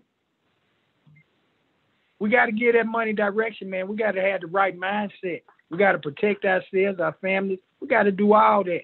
But that's my spiel, man. I break it down to I always look at the money. But you know, Elder, let me chime in on what you're saying though. What you're saying is great, you know, and that's why knowledge is key, man. You know, knowledge is, to me, knowledge is never ending. You know, just dealing with the mathematics, man. But anyway, what the elder was saying, you can literally get a custodial account for your child. Put $100 in that custodial account, like the elder say $200, or if you got to do that, whatever little bit of money you can afford, just put it over in that account. You know what I'm saying? Buy your child some ETFs and sit down with your child and let them know, like, look, here's the stock market. Here's how this works. Here's how that works. And I don't mean to keep talking about myself, man, but you know, I just started teaching my kids, you know, in terms of like banks and investing. So we got one envelope called the bank, got another envelope called investing, and I'm the stock market. And so, you know, me and my kids, we would sit down and I give them like 50 cents. And I said, you keep this money in your pocket. I'm giving a rundown version. You keep this money in your pocket. You keep this money in your pocket. You know, you can go spend it or just keep it to yourself. You're not making no money. Or you could put it in the bank. And I showed them mathematics. If you put it in the bank, that's how much you make. If you put it into the market, here's how much you can make in a day, in a year, possibly. I said, or you could lose all of it. You understand what I'm saying? I let them pick and choose what I want to do. That's little small nuggets. You get what I'm saying? Look, them little small nuggets. You know what I'm saying? If you and your family is always buying Nike products, then go buy a stock, you know, get a custodial account and buy some stocks in the Nike. You keep doing that, by the time your kid turns 18, 19, or the elder saying they're 50 years old, oh my God. And then you start getting real estate property. You know what I'm saying? Put this house in your child name. So when your child graduate, name you get this is little stuff. Elder, the way that you think is how I think. I think the exact same way. I'd be doggone if I'm gonna sit out here and say all this type of stuff, and my kids got to go and be somebody's slave. And don't get me wrong, ain't nothing wrong with working 9 to 5. There's nothing wrong with it. So let me just say that there's nothing wrong at all working a 9 to 5. I have done that in my entire life. But what I am gonna do is I'm gonna put my kids in a position so they can choose what they want to do. If you want to go to school, you got the money to go to school. And when you go to school, you don't have to work because you know how to manage your own money. You got real estate properties. You got your own stuff. You got your own book that you wrote when you were 7 years old. This your own stuff. And so the thing of it is that us, especially, and I'm saying is, I'm not a woman, you know, I could talk about the whole black family unit in terms of man and woman, but I'm talking about in terms of a man. The whole point of a man, from my perspective, is to be a protector of your family. And that protection is not always physical. That protection is on how that child thinks, how that woman thinks, how they move, how they operate. It ain't always, oh, I got to come and defend you for a fight. Like, no. If my daughter tire is flat and I'm not around, or her uncle not around, do she not to change that herself, to have a mentality, I can do this myself. You understand what I'm saying? To have a mentality and say, shucks, I'm going to take 10% of every check that I get ever since I've been 7, 8 years old. I'm going to take this and I'm going to invest in it. I'm going to invest into a stock market to try to start my own business. You get what I'm saying? That way, I don't have to worry about no whatever company giving me no millions. I got my own $1 million. I don't need your $1 million. Why I need your money for? You understand what I'm saying? Mm-hmm. Money. The whole purpose of money is a sense of control, and I'll leave it at that. And I ain't gonna build on that. But hey, anyway, I just we talk about financial money. That's true though. But you know, as far as that Redskin thing, I got a little bit of American Indian in my bloodline, and I guess I'm a coon of the American Indians. It don't offend me. They ain't Redskin. They making all that hate about the Redskins, but damn, you got chewing tobacco called Red Man, and ain't nobody saying nothing about that. You understand? If you're gonna pick one battle, pick all the battle. Yeah, I think with a lot of these companies, they just jumping on a bandwagon to, again, be a part of the fake out. Like, they really don't give a damn about us, but they do recognize in order to keep getting our dollars, they gotta kind of fake us out some type of way. So like, that's where you get the little, oh, let's change the name now. Like, no, it's a whole lot more that needs to be changed, like, opposed to just the name. Like, think about the mindset of the people that run and own a lot of these companies. Like, they're on the other team. So it's not just about a name change. Like, what do you do behind the scenes? Yeah, I mean, you know, red skin. You got people calling women like you red bones. You know what I mean? But I feel like that's like crazy. A lot of these businesses and companies play on the American people attention. It's like, I feel like we are easy people to them, and they use that to their advantage. So to bring up something like, oh, let's change the name, that gets a group of people all riled up, and they feel like something's really happening. But again, it's the situation where it's like, the more things change, the more they stay the same. So nothing is changing but the name of that company, and that's so they could keep getting your money. Right. Yeah, that's what we call empty. It's just rhetoric. It's just an empty gesture, right? Where you're changing the name, but that ain't true. That ain't true power. You're not doing nothing really to affect nothing. You know, you're Right. just And they giving. still feel the same way about us. Yeah, you just giving a symbolic gesture. That's all it is. That's a symbolic gesture. But I would say this though, you know, if somebody is offended by that name, then, you know, we don't know, you know, how they feel. You know what I'm saying? If somebody tell you that, you know, the name Redskin is offensive to me, then we have to take them for their word. You know, whether if we think it's offensive or not, if that's the way they feel, that's just the way they feel. Now, I know that it has been a big thing going on with the Washington Redskins in that name for a long time. So, you know, to me, it's here or there. You know, if they change it, they change it. You know, if they don't, they don't. You know, the NFL lost all credibility with me with Colin Kaepernick. So, like, that's just a whole separate issue. Wherein now they're just trying to cater, because right now you have the NFL and the NBA fighting for this money because they both about to be up and running.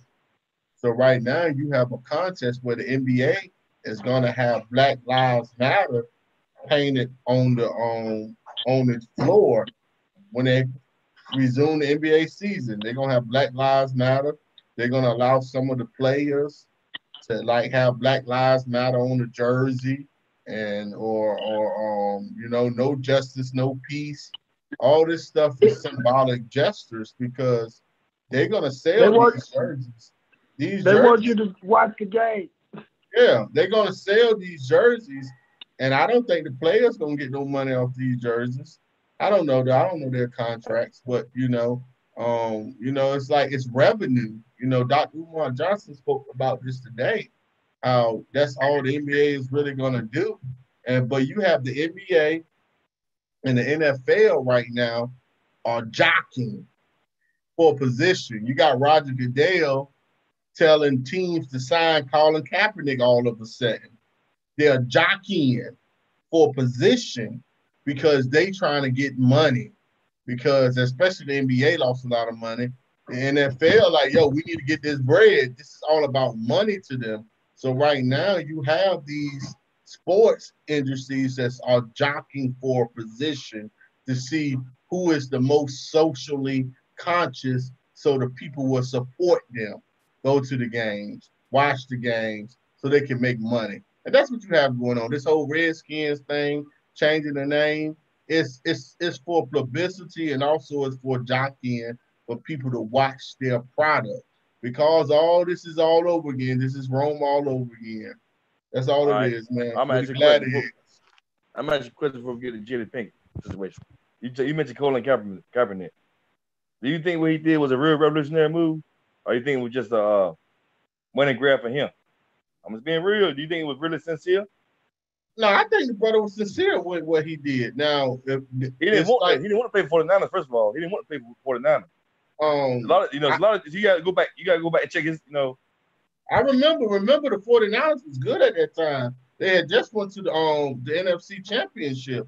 That was around that era with Jim Harbaugh. The 49ers, like him and Kaepernick, he had came from under the shadow. So like me, just me personally though, me personally, I don't think it was as revolutionary as something else, but it was a step that it was a decision that he decided. In the NFL, it was revolutionary in the NFL for what he did. And he took a stance. So at the end of the day, he took a stance and he paid for that stance. And you had NFL players that was not backing that brother back then. But now that the white crowd has says Black Lives Matter, now you got all these other NFL players coming all out now. But a lot of them weren't coming out back then. Now you had some brothers that were standing with Colin, but for the majority of the NFL players, they was keeping their mouth shut. Now that all of a sudden white America has hijacked our protesting, and they are saying that Black Lives Matter. Now you got all these NFL players all of a sudden now so vocal. Right. Because it's like they got permission now. It's like they have been given permission from white mommy and daddy to say that Black Lives Matter and talk about it. So, so they fake. To me, they the fake ones. To me, Colin, he done what he did, man. Now, Colin got paid a lot of money there, man. I mean, Ali didn't get paid money for this situation, okay? I mean, like, I'm just, anyway. I mean, I'm just saying that he made a stance. Now, if he had alternative motives behind it, possibly, I don't know. But from what I understand, from what I saw, the brother made a stance. And you know, it was another brother, Abdul Muhammad. I think that's basketball. It was another player in the NFL that when he scored a touchdown, he done the prayer as if he was a Muslim. Not Muslims pray, and he got banned. They banned that brother from the NFL just for doing a gesture of a Muslim prayer. You know how most people do the regular prayer statue. No, he was doing the Islamic prayer. You know how and they banned the brother from the NFL for doing that. So I just feel like he made a stance, man. You know, here or there, if you know, I don't know, man. I don't know, but at the time when he done it, I thought it was authentic to me. But everybody keeps talking about money grab, money grab. The whole integration was a money grab. The reason why they integrated things, it wasn't because they love you. They want you in their school system. It was control and a money grab. Hey, y'all know about the you know, the founders of Black Lives Matter? Yeah, the three girls. Lesbians. They're the lesbians. Right. I mean, you understand that does play a part in the agenda of Black Lives Matter as far as, you know, LGBT community and you know the frustration that we as Black people have right now with LGBTQ community, or you know the alphabets kind of taking over you know the light of what's going on. You know what I mean? We know that they also face oppression, but like I want to let me share my screen real quick. I want to show y'all something. Let me allow you to share, man. Hold on. Okay, you can do it now. I want to share. Yeah, I want to share something. But I'm gonna tell you something. They asked that one of the while you're doing this, they asked one of them one of the co-founders of Black Lives Matter, what should they do? And she said vote Democratic. So that tells you right then and there what their whole agenda is. Let's read it. Let's read it. This is blacklivesmatter.com. This is the website founded by those three women. Let's see why they are guided. Because this is what she said. This is what they said. It says right here at the top. It says we are guided by the fact that all Black Lives Matter, regardless of actual or perceived sexual identity, gender identity, gender oppression, economic status, ability, disability, religious beliefs or disbeliefs, immigration status or location. We make space transgender brothers and sisters to participate and lead. We are self-reflexive and do the work required to dismantle cisgender privilege and uplift Black trans folk, especially Black trans women who continue to be disproportionately impacted by trans antagonistic violence.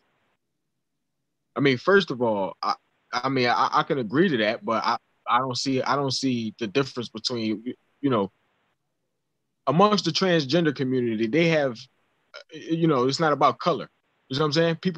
The people who hate the transgender community, it's not like they're saying, okay, well, we hate the Black transgender ones, so let's antagonize them, but leave the white ones. No, most people who are straight, they hate transgenders regardless of the color, but they're trying to make it, you know, about Black.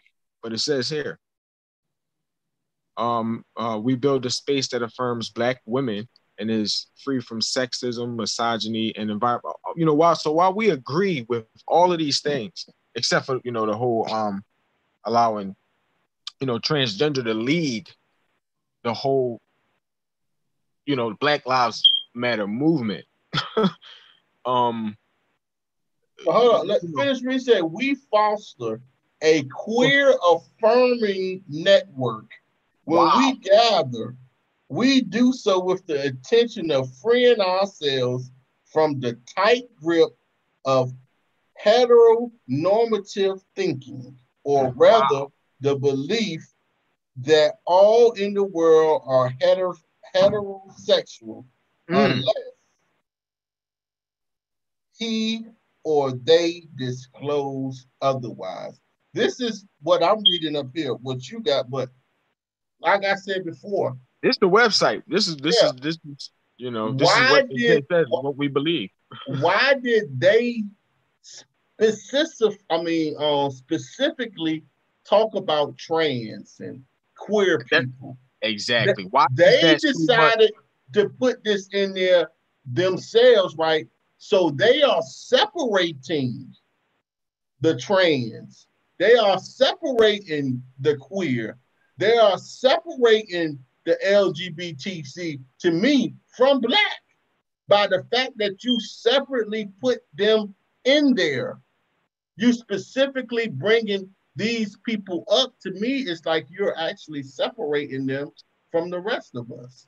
And you are shining a light on them. So why are you shining a light on them compared to the Black family? They said that they wanted to dismantle the Black family from the man. I remember I read this thing up and down. That's crazy. But my thing where are the men? Where are the men in the you know what I'm saying? I'm not that I can completely agree that women should lead, but it seems to me that this is a menless society. That's what they sexist, want. You know, it's like a sexist type of you know, feminist, LGBT feminist you know what I mean? Movement. The only men can be queer or trans. Wow. Read that again. What did it say down here? Let me see. It says we foster a queer network. What the hell is that? Can somebody give it? You know, I got it. This is serious. I'm you know what I mean? I gotta understand. I'm trying to, you know what I mean? What is that? What is a queer affirming network? Seriously. RuPaul is gonna be vice president. Huh? RuPaul. Basically, you gotta be a gay man. You know what I mean? Hey, look, hold up. But look, read toward the end. Now, this is slide over. Hold on, go back to it. This where it really gets interesting. It says, we cultivate an intergenerational and communal network free of ageism. So what are you talking about free of ageism? Wow. We believe that all people, regardless of age, so in other words, with the capacity to lead and learn. So what are you talking about when you're talking about ageism? Are you talking about pedophilia now? Are y'all talking about kids? Is that what they're talking about? Like Dwayne Wade, what's his name? Dwayne Wade, something else. Talking about he a girl now. It's crazy. What is they really pushing? Are they pushing pedophilia right before our eyes, undercover? Yep. Am I gonna say it? Look, they're telling you to Bro, do like it, man. that's the gist. That's the gist of what they saying here. It got to do. It's you know. It's like it seemed like they. Why is the the transgender and LGBT community, like, why are they so inclusive in there? I get that the founders happen to be lesbian, but it seems like they're making their agenda, and they're utilizing Black Lives Matter. So you have a Black Lives Matter, and then you have a grassroots Black Lives Matter. Now the grassroots Black Lives Matter don't exactly go along with this the organization Black Lives Matter. You know what I'm saying? So we got to be able to distinguish. That's what we got to get out there. Yeah, you got to the organization. They said that a white guy started funding it. Am I correct? George Soros. Yeah. It's like even Black people that's funding or running that. Some white guy came and started funding it. It was George Soros. George Soros. Yeah. And you know what I get from all of it? Just like the NAACP, they say was started by the white Jews, or we talk about the Black churches that don't do this or don't do that. I really feel it's incumbent upon us here at this round table to understand the power of unity in organizing. We can study how they organize, how they market. They are marketing. They are selling something. Okay, so we got an agenda. Why are we selling something? Why are we marketing? Why are we always looking at everybody and what they do and feel like that's what I need them to save me when we have the capacity to save ourselves from our homes? I don't, Black Lives Matter, the young people doing what they doing.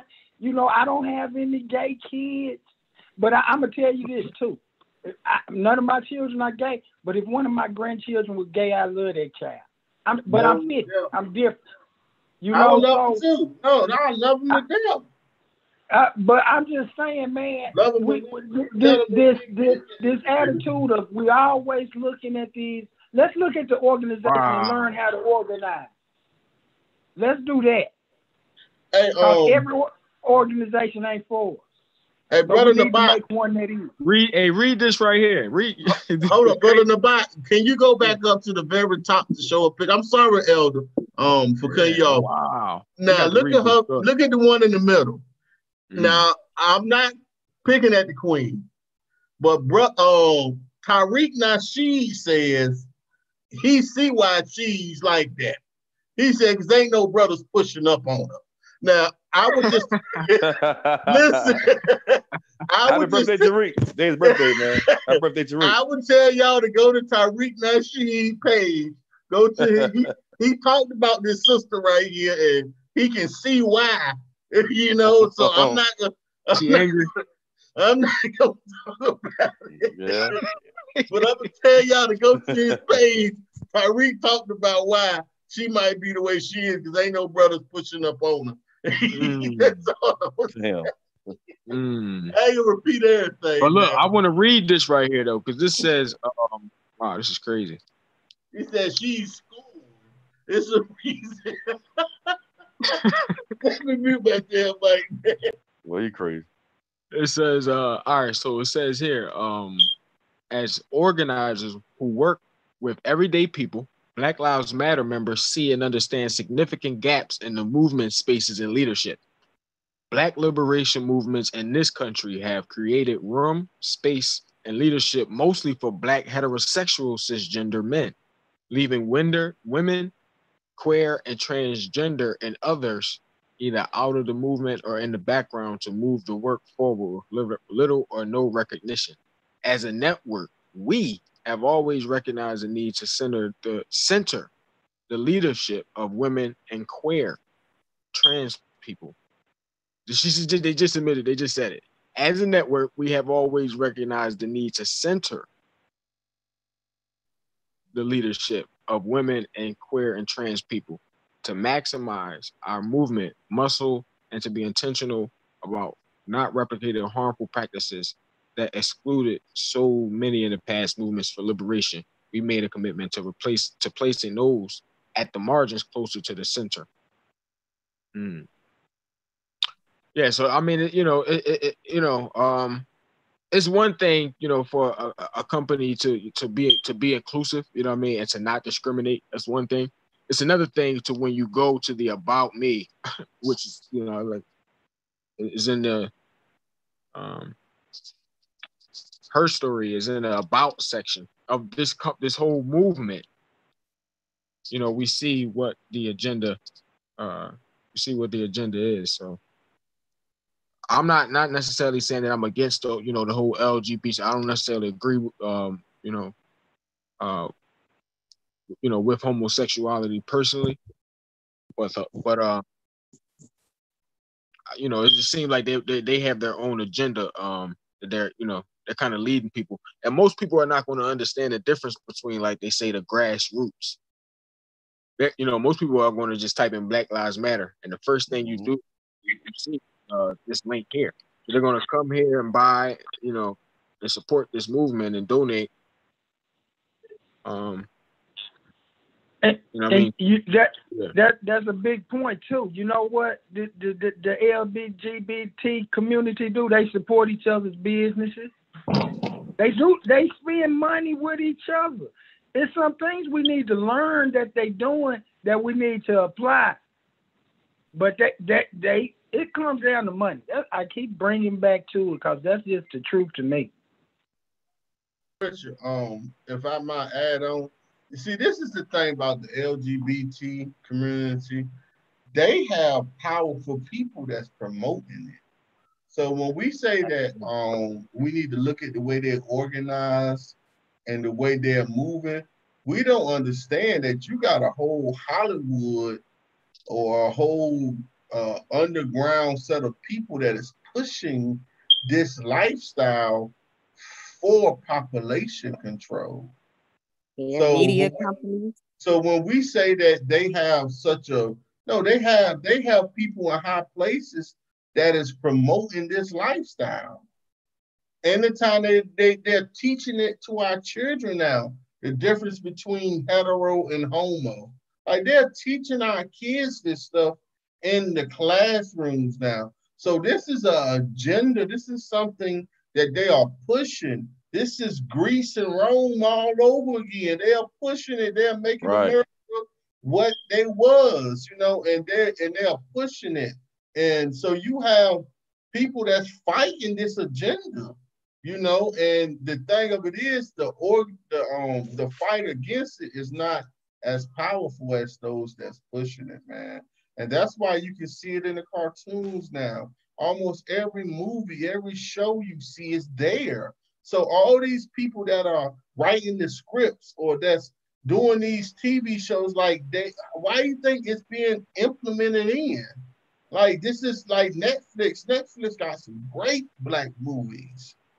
But every once in a while, a lot of them I see, it's always some crazy stuff up in there where somebody got to be homo, or somebody got to be bisexual. Like, it's the add-on, man. The add-on. You talking the movies, man? Remember that movie that came on Netflix about the woman who did Madam, what's her name? Did hair? Yeah, the woman up there that did hair. Yeah, I know what you're talking about. Yeah. They made her daughter gay, man. But if you do your research, y'all, she wasn't gay at all. Yeah, she let the party. Yeah, she did let the party. But she ain't no gay lover. Why did they throw that in there for? Because it's agenda. Man, look at Black Lightning. They know people don't do that. They know people don't do the research, man. So they put it on TV. Mm-hmm. Look at the show Black Lightning. That was a great sequel. I love Black Lightning, but the daughter had to be gay. There's so many shows. Raising Dion. It's another one where the black boy got killed by the police. I forgot the name of that one. And come to find out the reason why he didn't go to school because he was with his lover. The Black Light, man, they got good shows, but it's like they pushing that agenda, man. And now that we brought up, go ahead, brother. Go ahead. They had the mother of that show wasn't in the previews. I think they were showing it as a dark-skinned black woman, but when they actually started, the mother was like, light skin. Am I wrong? I think maybe when it was first marketing that show, that Dion, Raising Dion. Yeah. Mm-hmm. It was They like a switched it up. Melanie dark skin. I mean, she also dark, but it's like they chose somebody else. A lighter woman to play the role. Yeah. Well, it's crazy, man. It kind of threw me off. What about Minister Farrakhan? He's supposed to have had that speech on the 4th, and Fox pulled it. Am I correct? They're assholes for that, man. Yeah, they was let the man talk. Yeah, and I think John Trapper, somebody had said something, and Ice Cube told him to watch his mouth on Twitter or That's something. Right, yeah, somebody, Jake Trapper or something, and Ice Cube was like, hold up, shut up, or watch your mouth, watch what you say about Minister Farrakhan. What y'all think about that? The fact that they they pulling his speech from Fox, which I thought was, man, I hate it, man, because that man got it right. He ain't never told nobody to kill nobody or hurt nobody, man. He did more for black community than the government has, man. I'm gonna be real with you. We might not agree with his ideology on his religion and all that stuff, man, but he's put in work.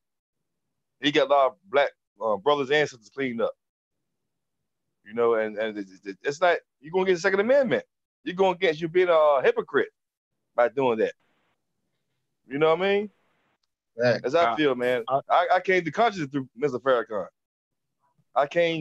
It changed my life, you understand?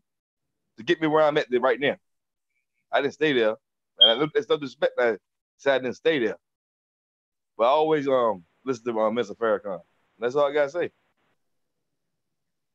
Yeah, I knew Farrakhan is one of the most powerful voices in America right now. And the things that he's saying is so true that to even say these things and for them to even allow him, they say he was going to be on Fox, but he pulled it. For him to even be able to speak, to the world is dangerous. It's dangerous for America right now. Because what's taking place is like America is already down on her knees. Like Goliath. And for them to allow Farrakhan to speak, David would take that head. Just look at it like that. It will be devastating because the things that he will say and reveal would show that like he was stating. Now I saw in the little clip he was stating some powerful things, that this country was founded on evil, and you can't expect a house founded on weak foundations to last for so long. All nations fall.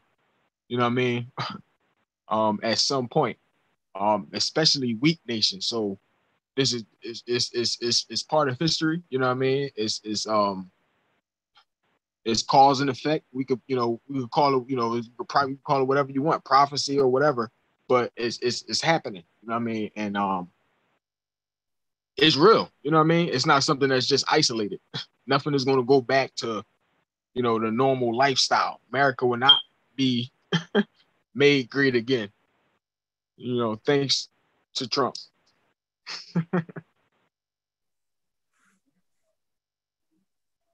Yeah, y'all, and I know this ain't the financial literacy class, but let me give y'all some heads up right now. As the country start opening up, expect the stocks that's down, that lost money, to regain money, and expect the stocks that gain a lot of money to lose money. That's just a little bit of advice. So the Zoom stocks and a lot of these tech stocks that really got a lot of money, expect once the airline stocks and the casino stocks, the motel, and probably the boats. Once them stock prices start going up, expect the other stock prices that rose during the pandemic to start dropping. So if you know a little bit about stocks, you can place bets and stuff that stocks are going to lose money. And you can say when, and you can get a good percentage to make a lot of money off that. And I just say that, yeah, that's something we better pay attention to. and find, like Brother Polite said, you better find the gold in the crisis. Because there's money being made, family. That's all I'm gonna tell y'all. Y'all know it's been a nice show. Y'all got anything y'all want to add on? Any other topics? Well, I would say Jada Pinkett, man. Y'all heard about the Jada Pinkett situation? No. Oh yeah. I think with that situation, I want to say that it's been out about 3 years ago now, but I don't know why it's a story that's just kind of coming to the forefront.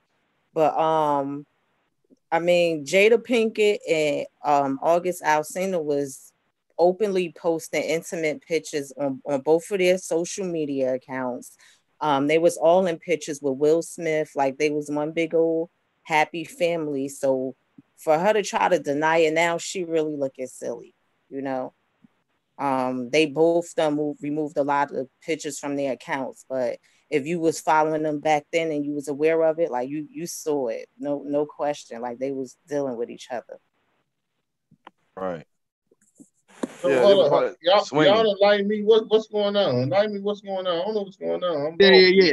So basically, they was I don't really know the whole backdrop. But, in the gist, they have decided that they've been in an open relationship. If from my understanding, Will and Jada, right? Yeah, I knew about that.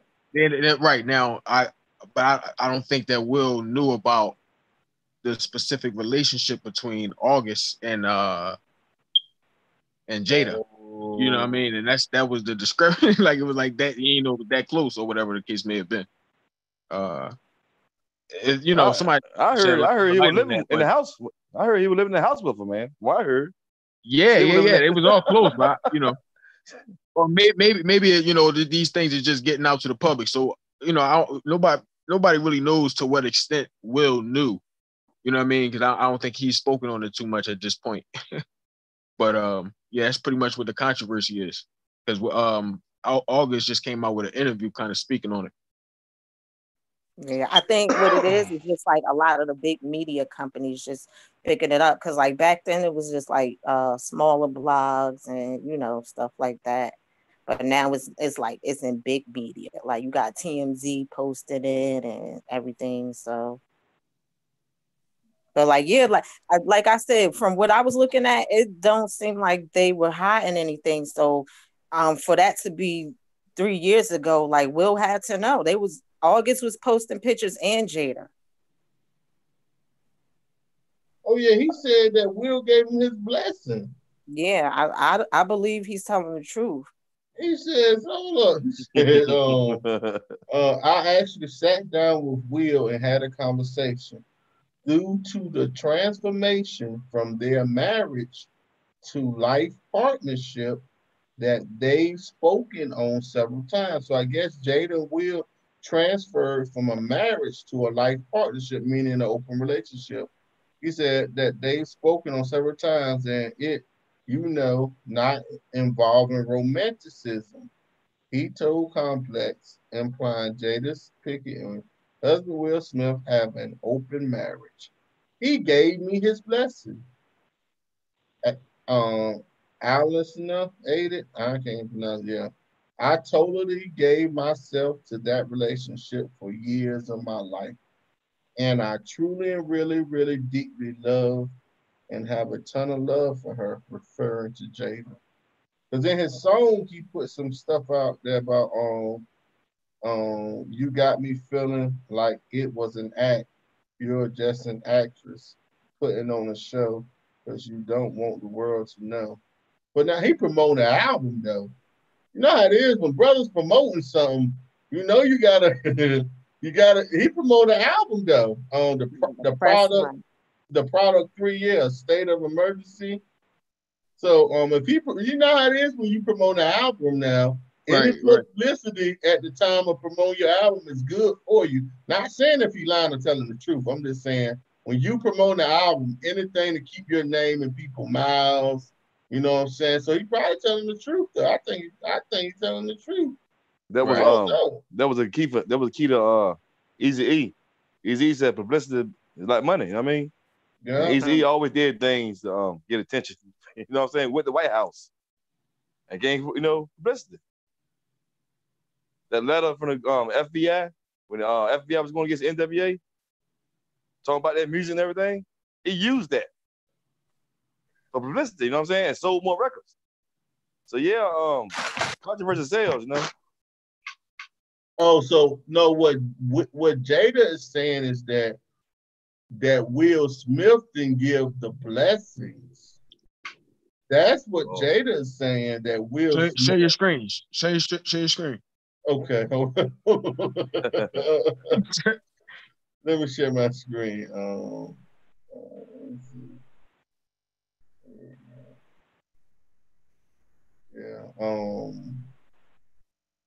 It says on update Wednesday, July the 1st at 6:30 p.m. Not so fast, August, whatever his last name is. Reps for Jada Pinkett Smith have issued a statement regarding Allison's claims that he and Smith engaged in a sexual relationship with Will Smith's blessings, calling the claims absolutely not true. So, the fact that they put with Will Smith blessings, that's the thing I think that she's denying. I don't think it's the fact that they put Will Smith blessings, tell me that's what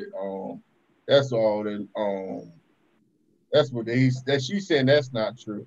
And for Will Smith did not respond to requests for comment, but it looked like the Round Table has nothing more to say. Yeah, so basically what I'm guessing is, I don't know though. It seemed like something was exaggerated, because the statement, if I'm not mistaken, that you read earlier was that the understanding that he and Will had was that it was right here. He said, not romanticized, or no rant.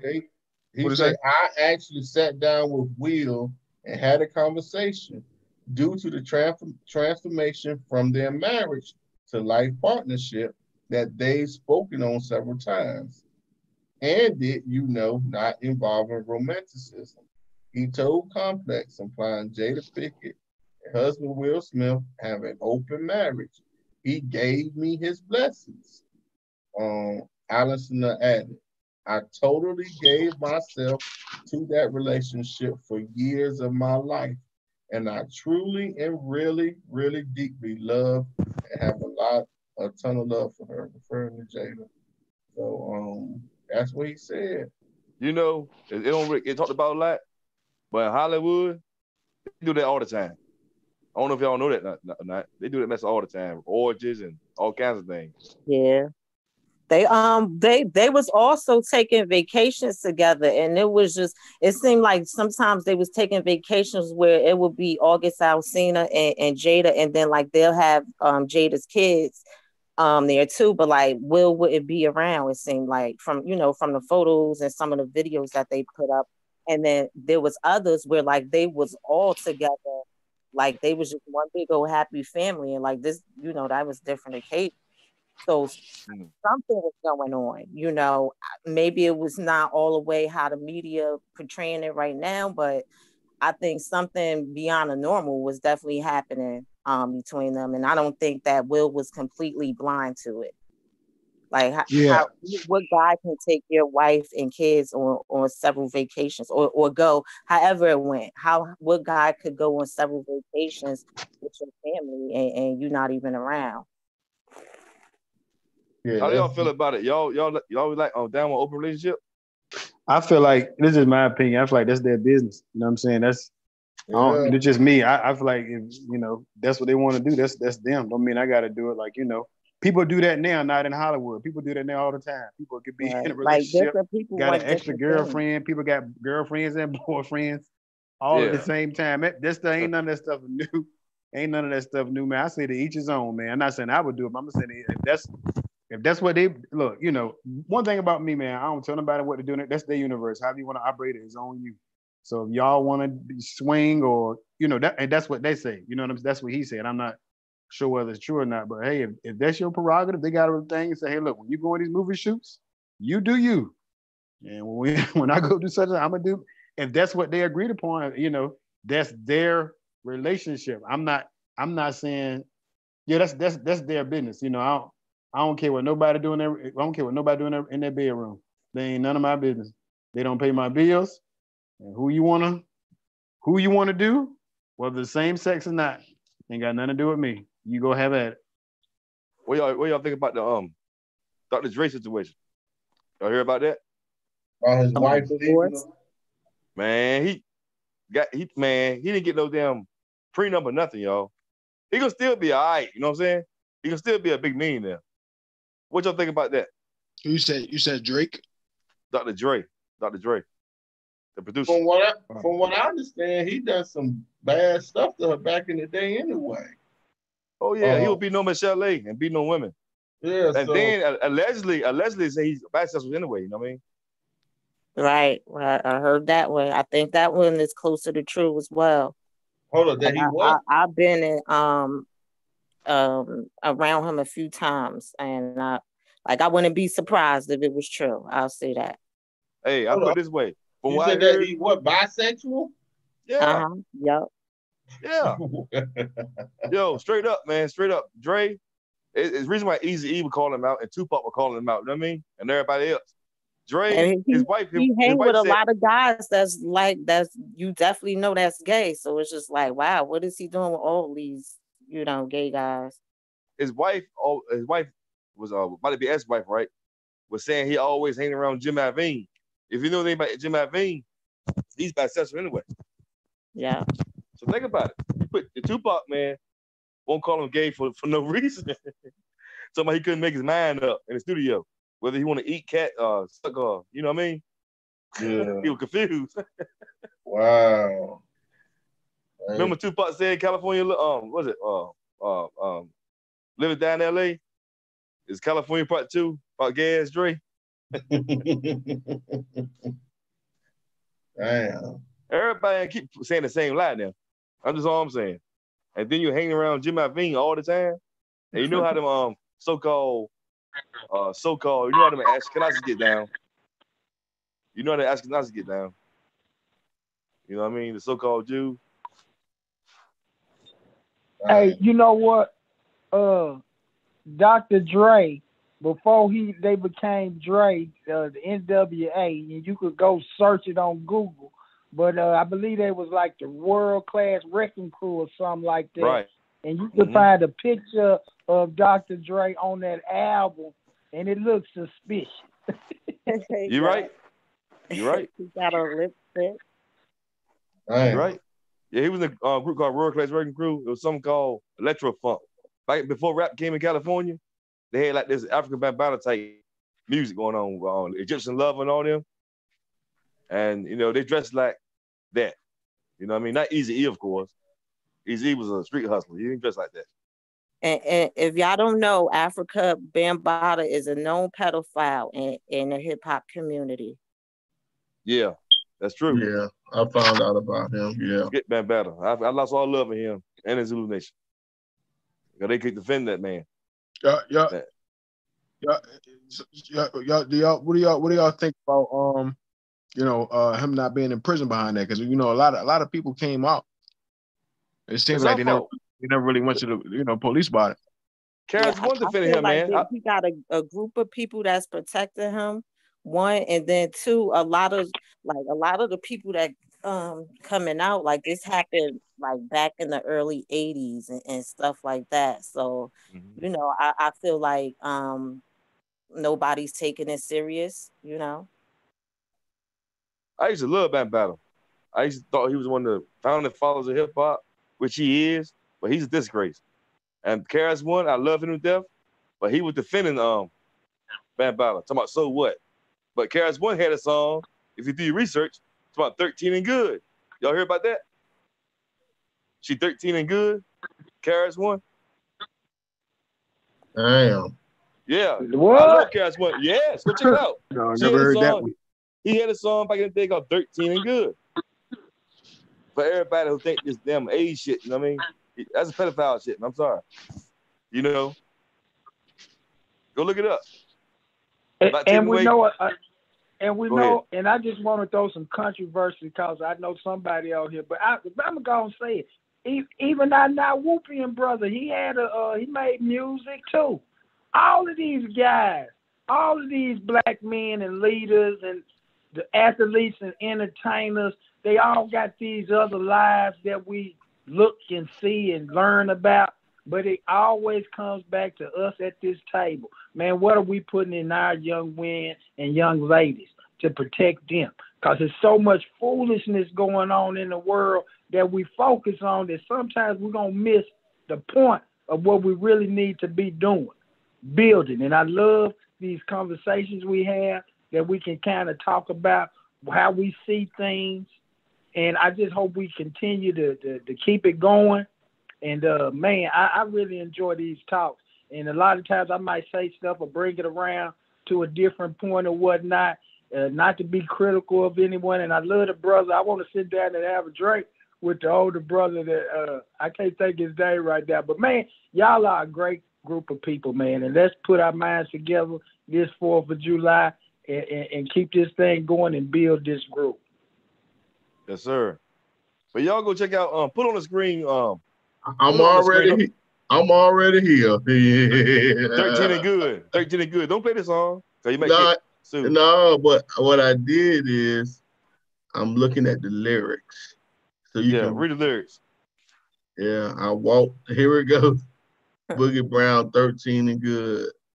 KRS-One. I'm not gonna play it, but here it go right here. But I was reading the lyrics. You can read the lyrics. I walked in a place, very big space. Every kind of race dancing and niggas made chase. A very pretty face, feel the bass. Bases kick, 5 girls jumped on my tip. Drink that I sip implies that is it. She looked to be about 26. I ain't dizzy, it's time to get busy. Welcome females is in my arms, overwhelmed by my Playboy charms. We jumped in the ride, rushed to the crib. I ain't gotta explain what we did, built to last. I simply waxed that. Ask that question, no need for guessing. Hey baby, how old are you? 21, 24, maybe 22. I'm 25. She shook me kinda nod and said, hey, I'm only 13. Oh, hold up, man. So, but he didn't know at first, according to the song. Then he said, hey, I'm only 13. He said, 13, I need a quick escape. That's statutory rape, but she was good. Good. The story gets better. This girl is kind of clever. She said, I want to be with you forever. I said, forget it. I need to get my life in order. You can almost be my daughter.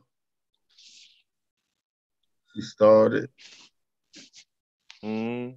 singing and inciting turns into crying. Her crying turns into her replying, where's the phone? I think it's time that I went home. She called Pop and said, come get me, I'm all alone. I'm sorry, Dad, I slept with an older man. He said, don't worry, the 45 is in my hand. I'll be there before you count to 4. 1, 2, 3, 4. He's at my door, she said. See what you did? You caused me all this grief. You're gonna go to jail. My daddy said, police chief, if I can't have you, no one will. And I ain't even on the pill, but you was good. Daddy walked in and the whole scene kind of changed. He grabbed his daughter and almost beat the girl insane. She's crying down the hall and now going home. He closed the door and I'm happy we're all alone. Jumped on the bed and looked me straight in my eyes. I think you're kind of cute. Don't make me use my 45. Daddy's looking for a lubricant. What? He pulled out a man. That drink there already, man. Defend that. Now defend that. Already, bro. Already, man. Blast Master KRS-One. He said 4 years. I've been looking for a big, strong man. I got an apartment out in Brooklyn. Only my daughter and I live there. You can see my daughter anytime, anywhere. But it's you that I won't be mine. The price tag is your behind. Don't worry, it'll be good. Wow. Yeah, I lost a lot of the story. That's what, man. I lost a lot of stuff in here. The moral of the story There is no more around. You finish the story for me when you're living your life every day in the hood, walking up in the morning. Should feel free. Good. I hate to bust y'all bubble. Well, that's crazy. He might have been molested as a kid himself and never came out with it. Another thing, yeah, because they asked him about Bambaataa, right? He get all that. I mean, he didn't say nothing, man. The teacher now. This will be a man up. Is like a large part of the zoo crew is protecting him, and then you got the other part that's coming out against him. Yeah, you guys, because I bet you, what I understand, it was a lot of this going on one time period. So, up north, especially up north, like in Jersey and New York, a lot of that stuff is going on. So, Roxanne Shante got raped, didn't she? But anyway, but yeah, BB Belle Biv DeVoe. But I never. They were talking about young girls. I never look it up. But the only thing I would say, only thing I say about this song, Bell. when you read Bell. Ricky Bell. He had he got some record industry executive. Wow. To get the deal. I just know she know about the music industry, man. She can tell you about that crap, man. What's going on? This shit is crazy here, man. So the dad ended up, so he messed with the little daughter, then the dad got him. That's crazy. Hey, man. The stuff that we talking about, they hit the had you, man. But at the same time, we can't say this real. It's a song, man. Still though, man. Ain't one of it's real, not still. You know, I ain't no KRS had no junk like that, man. That's crazy. And what y'all think about Trump, man? The Trump, Iran talking about did he go to jail or something? Yeah, they did something. Yeah, they gonna arrest his ass to go to Iran. He ain't the first president that been they've been putting like presidents. I think Bush had some countries done the same thing to him. That if he ever go to their country, they're gonna arrest him. So this ain't the first time this happened. But this is just some powerless people who just doing something to do something. Trump killed their general, and the only thing they did was blow up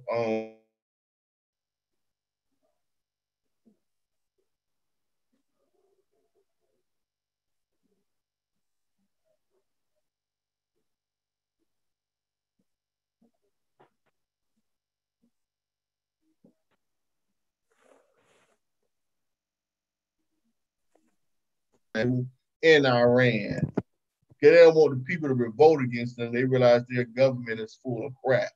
That y'all let this other, you know what I'm saying? America bad, man. Anytime you can kill somebody general on foreign soil, and then they say that he was actually a CIA agent and that they didn't have no use for him no more because of the war, and they don't want all that stuff to get out. But anytime they kill a general, another country general, and the only thing the other country do is bomb another country, that tells you a lot, man. They don't want no smoke with America.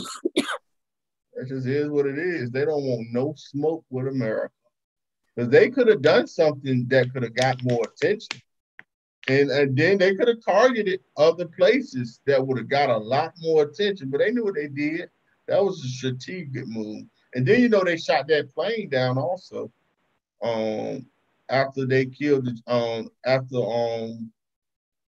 Trump and them killed that general, Iran and them their defense systems were set up so their helicopter, that Boeing jet that got shot down in Iran, it was shot down by their air missile defense because after the attack, they was on full alert and that plane was flying. And that what really de-escalated that whole situation, man. The fact that them innocent people died. If them innocent people wouldn't have died, I don't know how it would have turned out. But, Hey Shay. Tell us more about the industry that you know about. All that shade going on. I mean, like for the most part, which I be hearing a lot of it be very true. Even when it's just like a rumor, like I could tell you for the most part, it's not a complete lie. Like even if you know what they're saying is not exactly accurate, it's be like it's something going on. In most situations, like nothing really comes out of the blue. Like I said, with this Jada August thing, it probably is coming to the forefront because he's about to drop an album or whatever. So like 3 months before they start dropping projects, they're setting up all these press runs to be in the media simultaneously, kind of all at the same time. And that could be why like bigger companies like TMZ is jumping on it. But like I said before, like before then, it was the smaller blogs that was reporting on it. So it wasn't really getting a lot of light like it is now. But like I said, I wouldn't be surprised if it is completely true. It's a lot of weird things that go on with people in power that's in the industry. Like a lot of the stuff you hear about people having to perform these sexual acts to get places within it's not just the music industry, it's the entertainment industry, period. And a lot of those people who sit in those high powered chairs in these industries, they're connected with the government who's involved with the pedophilia thing. It's like one big old circle. They all connected together, and they making money off of this stuff. Like they're not doing it for nothing. They making money off of it. It's selling to a market, and most of the people that's involved with it is rich people. It's not no poor Black people or nothing like that. It is Black people, but it's on the wealthier end of Black people, and so like they all a part of the kidnappings. It's much deeper than just like the music industry or the entertainment industry. Like I said, they all linked together. So like when you hear about all of these kids go missing and these young girls and stuff, they ending up in those rings. Some of them is making it out to tell their story, and a lot of them is not. Like they getting trapped in the industry, they're getting sold like slaves, they're getting sent overseas to work for people, for barely nothing. And if you can't escape, some people end up dying trying to get up out of it. Like that's real. What do you think about what do you think about that's running it, like that's really in charge of it, and like that's protecting these other organizations that's getting caught out there, and these pastors and churches and all types of weird stuff. So what do you think about the Diddy? Cause Exhibit and a whole lot of people put Diddy on blast about his bisexual stuff. I would say Diddy open, like he don't hide nothing. Like, but you just have to be around him to know it. Like, of course he don't do it on the cameras, but catch him in the club, he open with it. Have you seen him in the club? Yeah, I've been around Diddy a few times. The club, the studio, parties. Wow. Yeah, he open. He another one. Like his crowd, you could catch him with like a team of drag queens or transgenders. Like that's his normal. Wow. And he got a lot of them working for him too.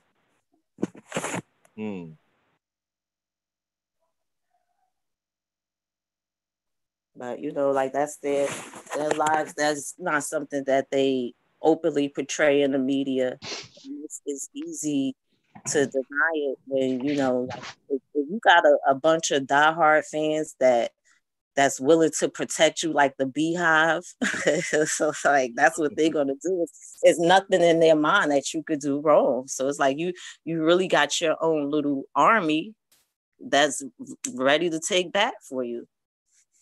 But they say Beyonce destroyed, because she got jealous, whatever, destroyed Carrie Hilson's career and Amy Marie's career. Right, I heard those rumors, and I mean, like she might have had something to do with it. She could have dropped something in somebody's ear. I remember when Game was and Jay-Z was beefing. Jay-Z got sensitive as hell. He told people to take Game off the tour, basically. You know what I mean? paid them, whatever.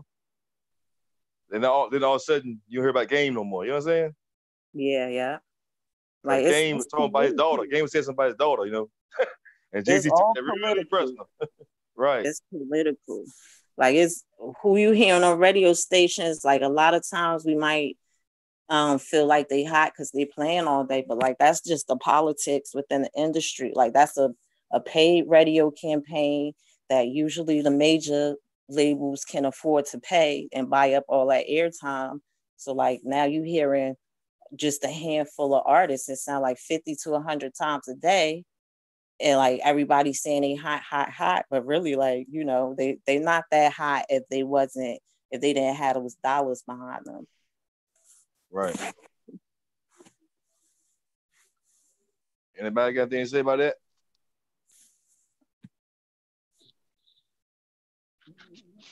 I say none of my business, man. Truth is truth. Yeah, so what the sister saying is absolutely correct. You know, you got like secret things like Pizzagate. You know what I mean? Y'all could look that up as well. You know what I mean? It's like pedophilia rings. You know, they're abducting children by the thousands. Like, and the crazy thing about it is, it's not being reported on the mass scale. You know, every now and then we get those Amber Alerts on our phone, right? And we think that, okay, all right, you know, that's typically like the rate that you know that children are going missing. Absolutely not. You know, children are going missing every few minutes. You know what I mean? In America. And many of them are not, you know, are never found, man. So, right, and it's all leading back to the White House. Like if you listen to some of these people's stories, they're gonna tell you that you're gonna hear them say that they ended up working or servicing people at the White House under this pedophilia ring. So like whenever they would have their little get-togethers and parties, like they literally have a group of kids that they're bringing in that was already pre-picked. So it's like they auctioning off these kids. Like they taking pictures of them, passing them around to people in their community, and these people was picking these kids based off of what they're attracted to. And that's how you get invited to the party at the White House or whatever. And, you know, you do what they want you to do. And they pass you off to they, like, just like with the, what's his name? Epstein guy that supposedly killed himself. Yeah, Epstein, yeah. Yeah, like same situation where like they might have a guy who was like kind of like a recruiter. And he's going out finding all these girls, boys, children, whatever, and bringing them back to the buddies and letting them have their pick of the litter. Wow. And, you know, they do it on personal islands to kind of not, I guess, try to avoid facing the U.S. laws. But that's, you know, child trafficking once you take them from here to wherever. So I know you've been in the industry for a little while. Did you ever run into a guy named Jacob York? Or you know anything about Jacob York? Oh, that name sounds familiar. Is that somebody in the music business or he was that's Dr. York's son, right? That's the true pedophile. Exactly. He the one. That's the real pedophile. Hearing rumors that it was Dr. York, so it's his son. It's actually, yeah, that but the thing about it is when you spoke about like Afrika Bambaataa being protected, it's not even just, you know, these organizations, it's much like you were saying, this is governments that are protecting, you know what I mean, FBI. Like their main client, because this is a multi-billion-dollar industry. So this is that's right. I'll give you a perfect example. In the case of Dr. Malachi Z. York, there's a woman who testified against him and claimed that she was molested by him. But what and they even had a show recently. It was like a documentary they tried to put out of, you know, her and I think one or two other so-called victims in the case. but she actually has immunity from the government, and it was pointed out in the transcripts where she was asked when she was on the stand, did you have sexual intercourse with a minor? It was actually like a boy. I think he was like 13 or 14 years old. She was like 24 at the time, and on the stage, on the stand, she answered yes. And they asked her, what, do you realize that is molestation? And she said, she basically said, I recognize under the laws that's what it is, but I don't consider myself a pedophile or a molester. But again, no charges were pressed against her because she was given immunity by the FBI to, bring these so-called charges against Malachi.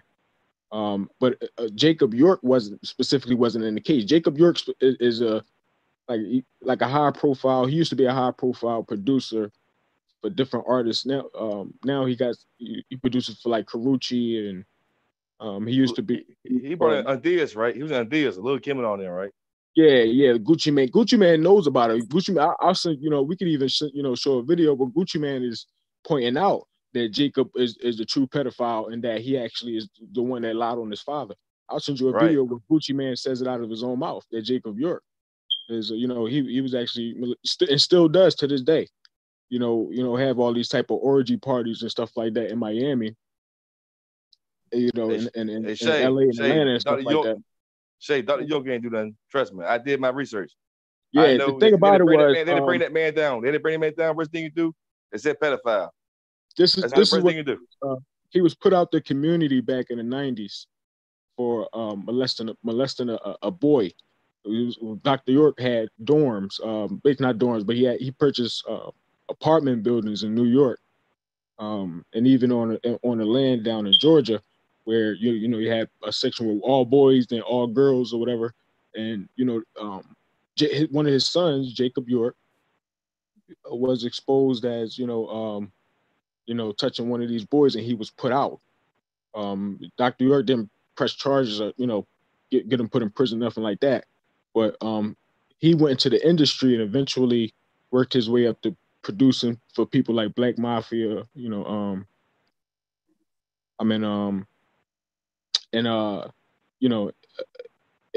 he wanted the support of his father financially because his father was very, very wealthy, a multimillionaire from the music that he used to put out.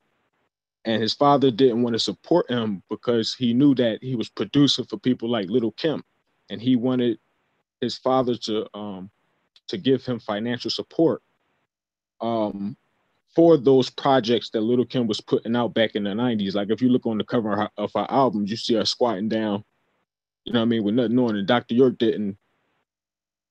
He never represented those. He represented the opposite of that. He was literally here to uplift our people with culture and try to take us away from that.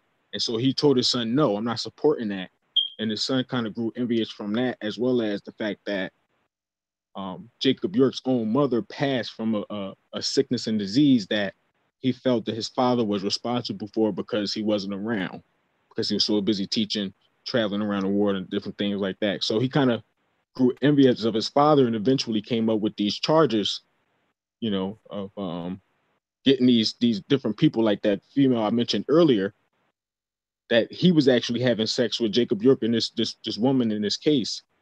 They was performing all type of orgies in Miami, but they came up with this plan, this plot to bring against their father. And that's pretty much,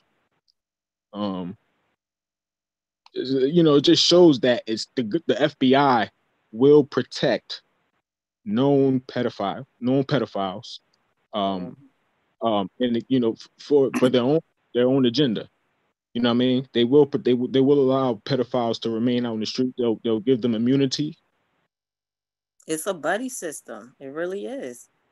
Yeah. How do y'all feel about like the whole R. Kelly situation, whereas like not so much as what was going on now, but like how you got a lot of people that still kind of trying to protect him now just because he didn't get convicted on that first trial.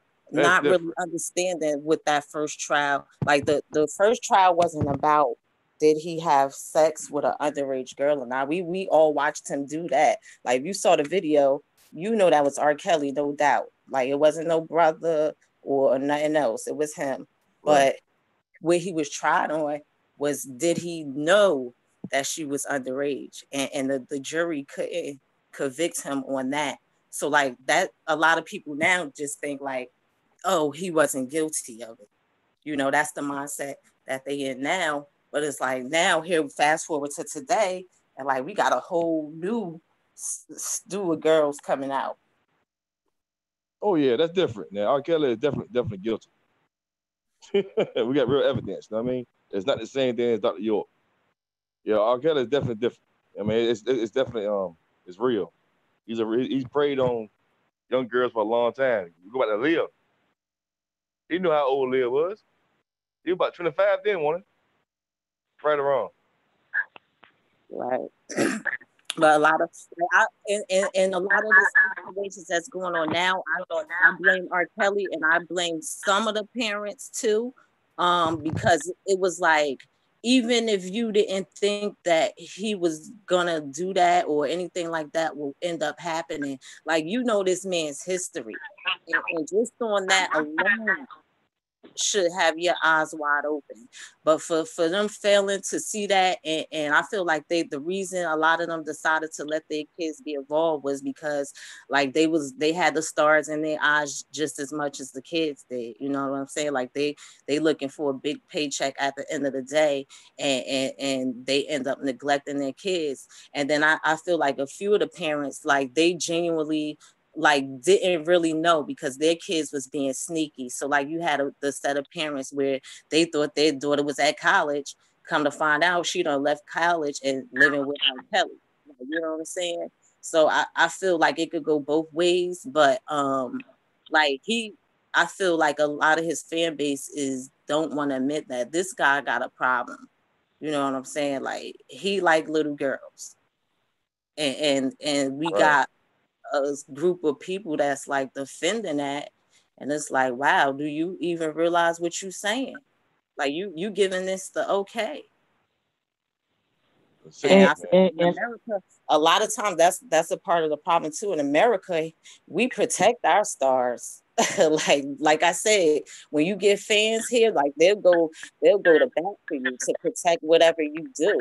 So it's just like, whereas in a lot of other countries, like, you know, that's not a go like that. Just because you're a superstar, we're gonna protect you, and you could do the dirtiest work out there, and it's all right.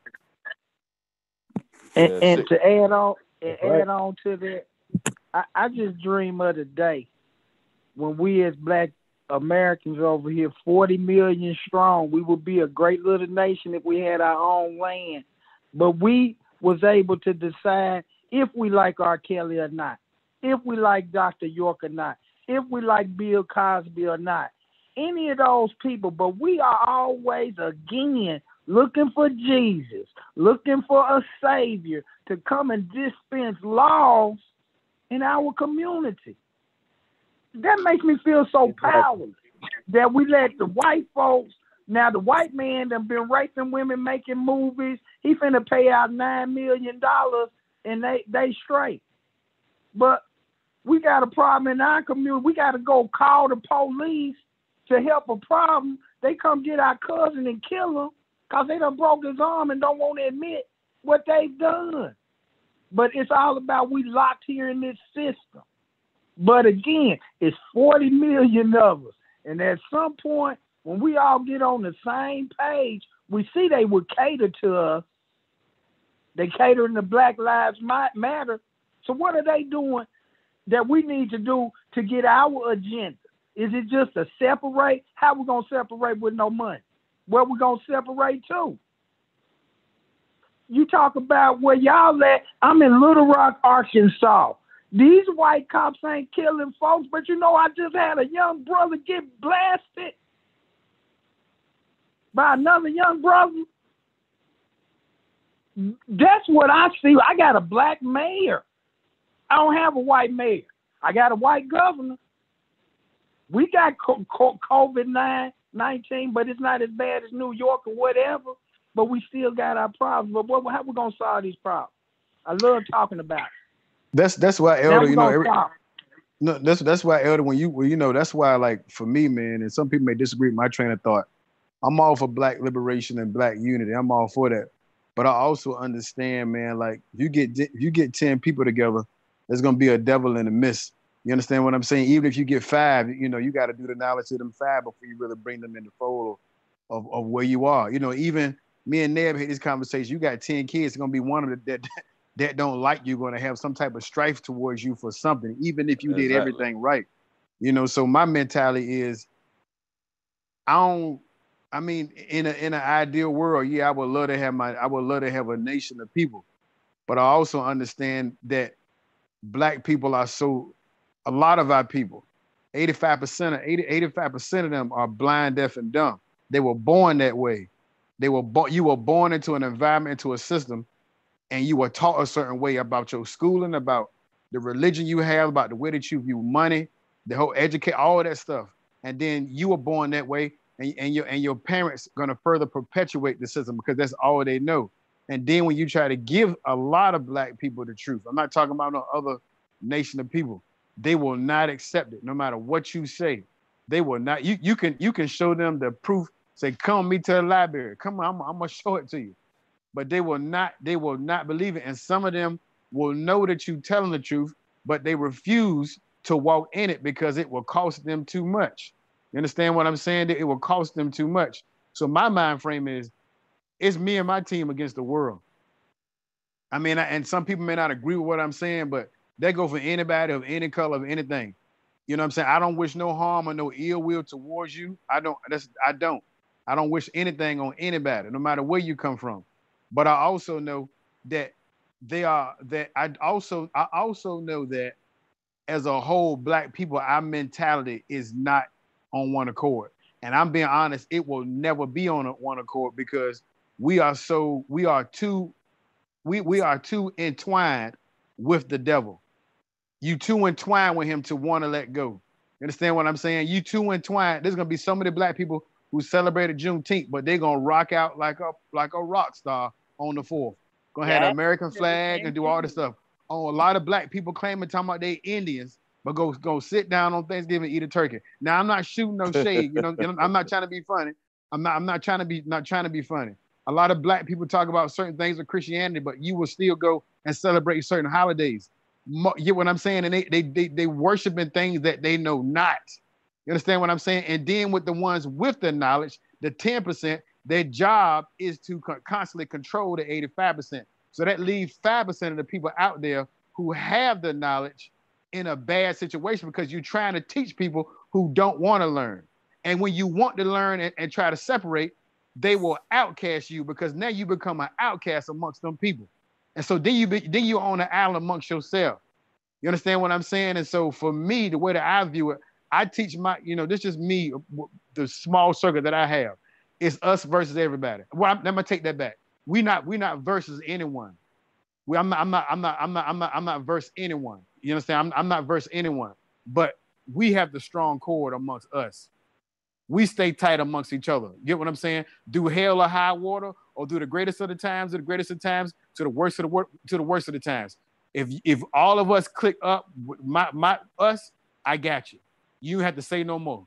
Your daughter needs some food, don't say no more. Your son to me, his tire flat. If I get to him, don't say no more. Or I'm gonna send somebody to him. If I don't do the knowledge to you, I'm not gonna extend the exact same courtesy to you because I don't know what your intention is towards me. You know what I'm saying? We talked about Black Lives Matter. The intention started one way, but once you start letting so many people in, it changes the stuff up. And I wish black people would come together. I wish we would. But I'm also on the mind frame that I know that it will not happen.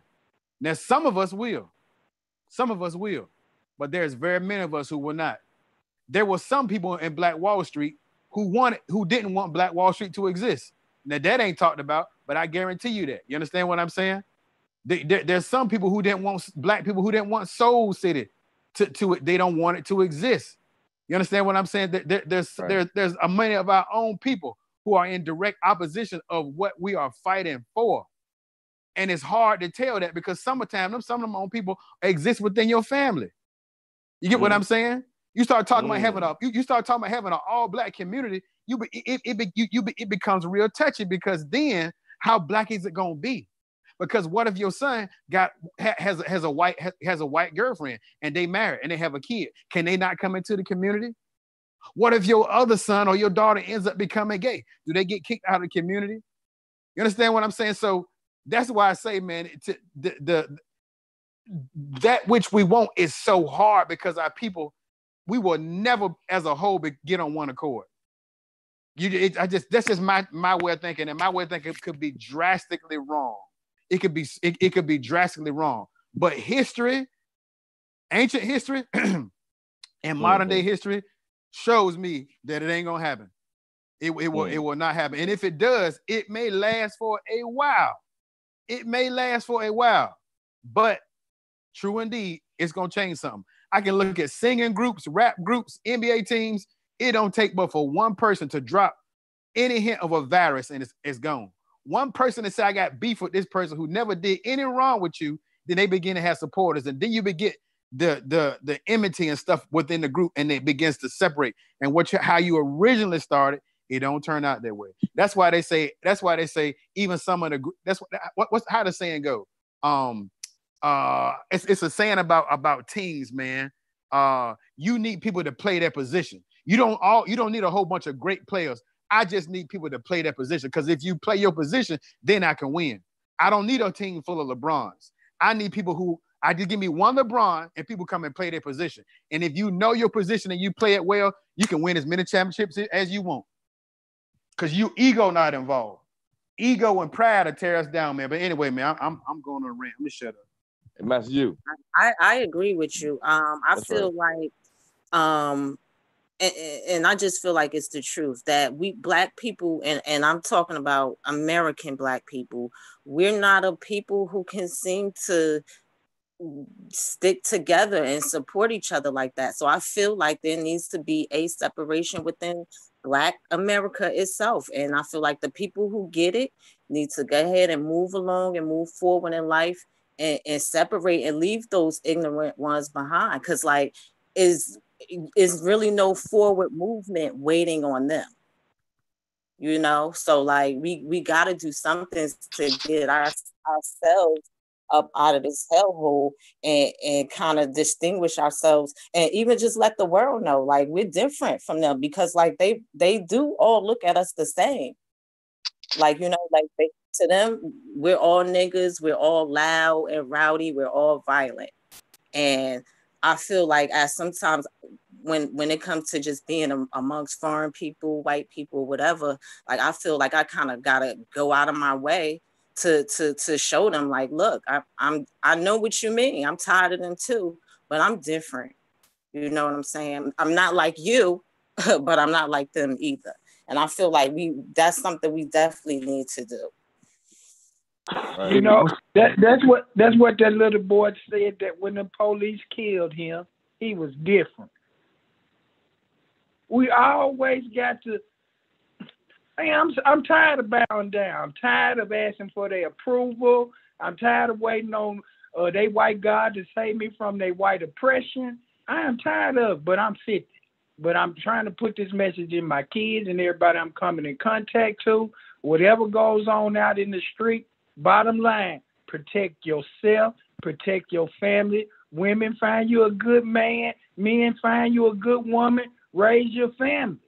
That's the only way we're going to fight the LBGTs and everybody else, is to actually be leaders of this and put it by example. The brother, like I say, man, I love you, man. I hope to meet you one day.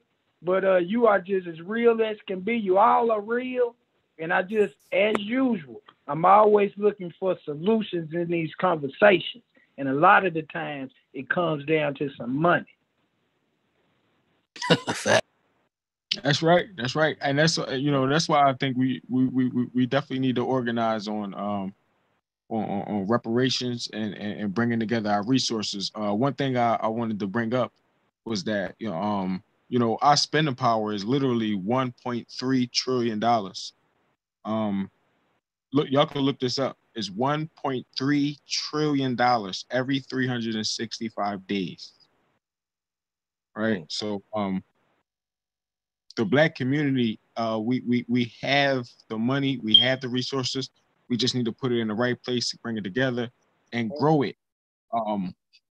We need land, and we need to bring our skilled workers together. The ones with the trades, our business CEOs know how to run businesses correctly, and so yeah, I agree 100%. Finances is definitely the key. We're not going to be able to do none of this without it.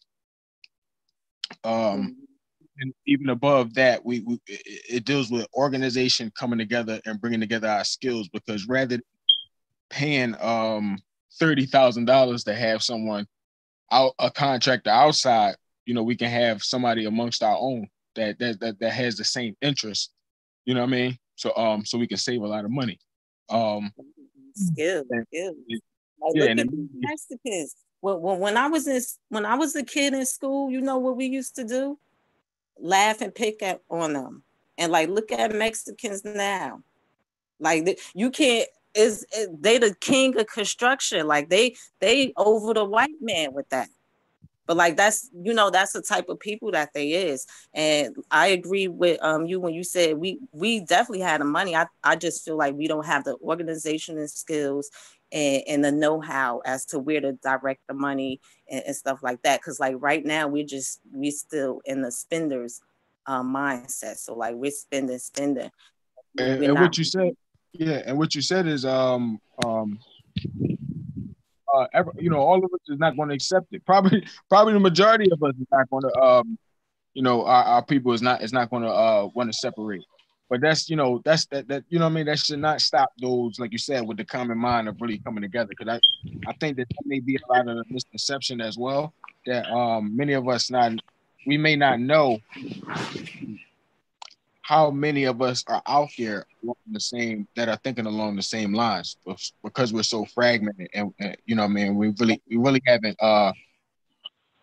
built the platform for all of us to really come together. I'm talking about the solutionaries, not people that just want to keep talking, because you know what I mean. The talking is over. it's about planning and getting down some forming like committees or organizations of people that's really saying, okay, here's the plan of where we can scout. Like I know we have projects. I got a project right now I'm working on, like in Trinidad, where I'm pretty much sending and donating money over to build a sanctuary of Yanun, which is dealing with our culture of being, but also it's on our own territory. So I'm sending funds over there to have houses built for us, in the emergency situation that we need to maybe leave the United States and go over to a more safe territory where we can live up and by each other. But even aside from that, we just need to come together on a more grand scale and really start looking for places, whether it's in America, whether it's down south, wherever, because we know that we were here first as well. So we actually have right to this land as the indigenous people. You know what I mean? So we just really got to come together and organize. That's what I'm about. Yeah, that's real right there.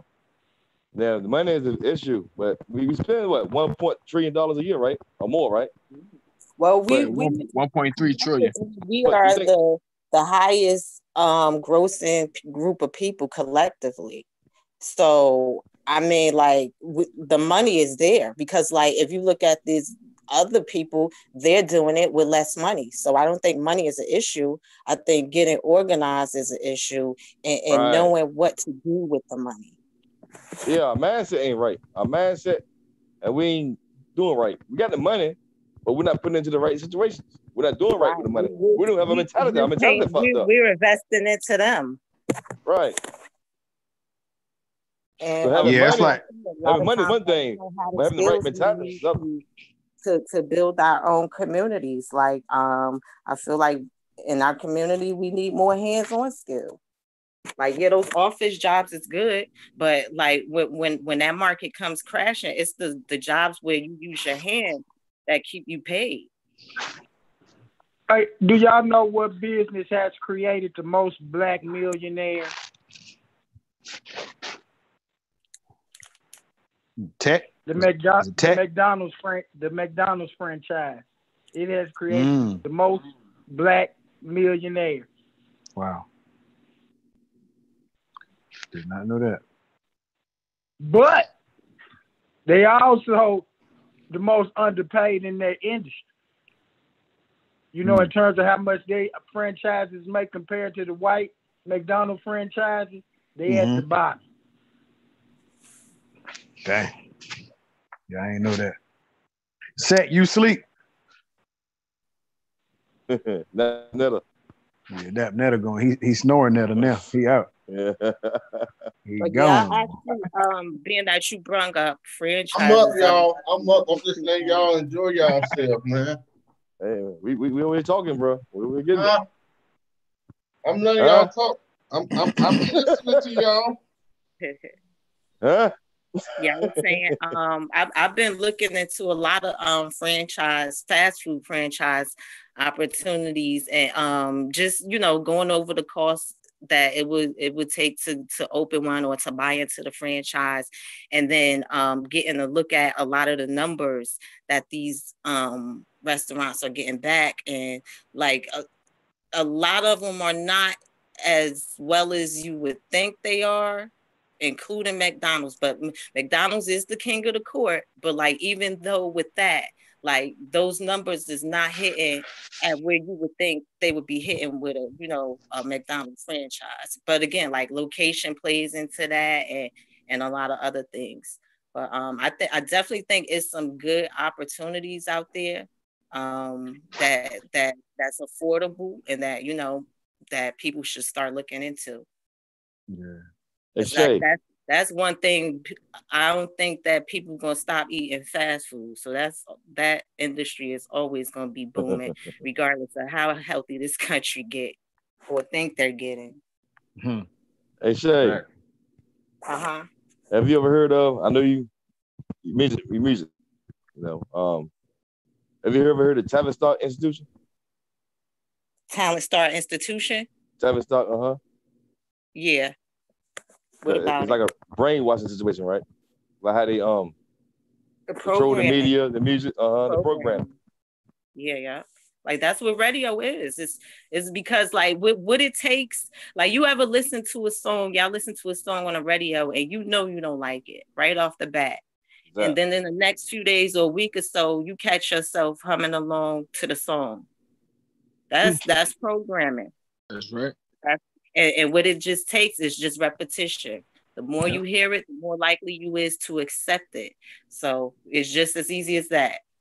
Well, you know also too, we do the knowledge to that. You can ask yourself, this how they play on your psyche. So how can you take the exact same thing and flip it to make it beneficial for you? You understand what I'm saying? Like like you say the same way that I listen to the song, the same thing they do to me, I'm gonna do to them. So let me figure out how to maximize my learning potential. What book can I read? You understand what I'm saying? What can I do repetitively if I want to lose weight or I want to eat better? What can I do repetitively in order for it to get inside my psyche?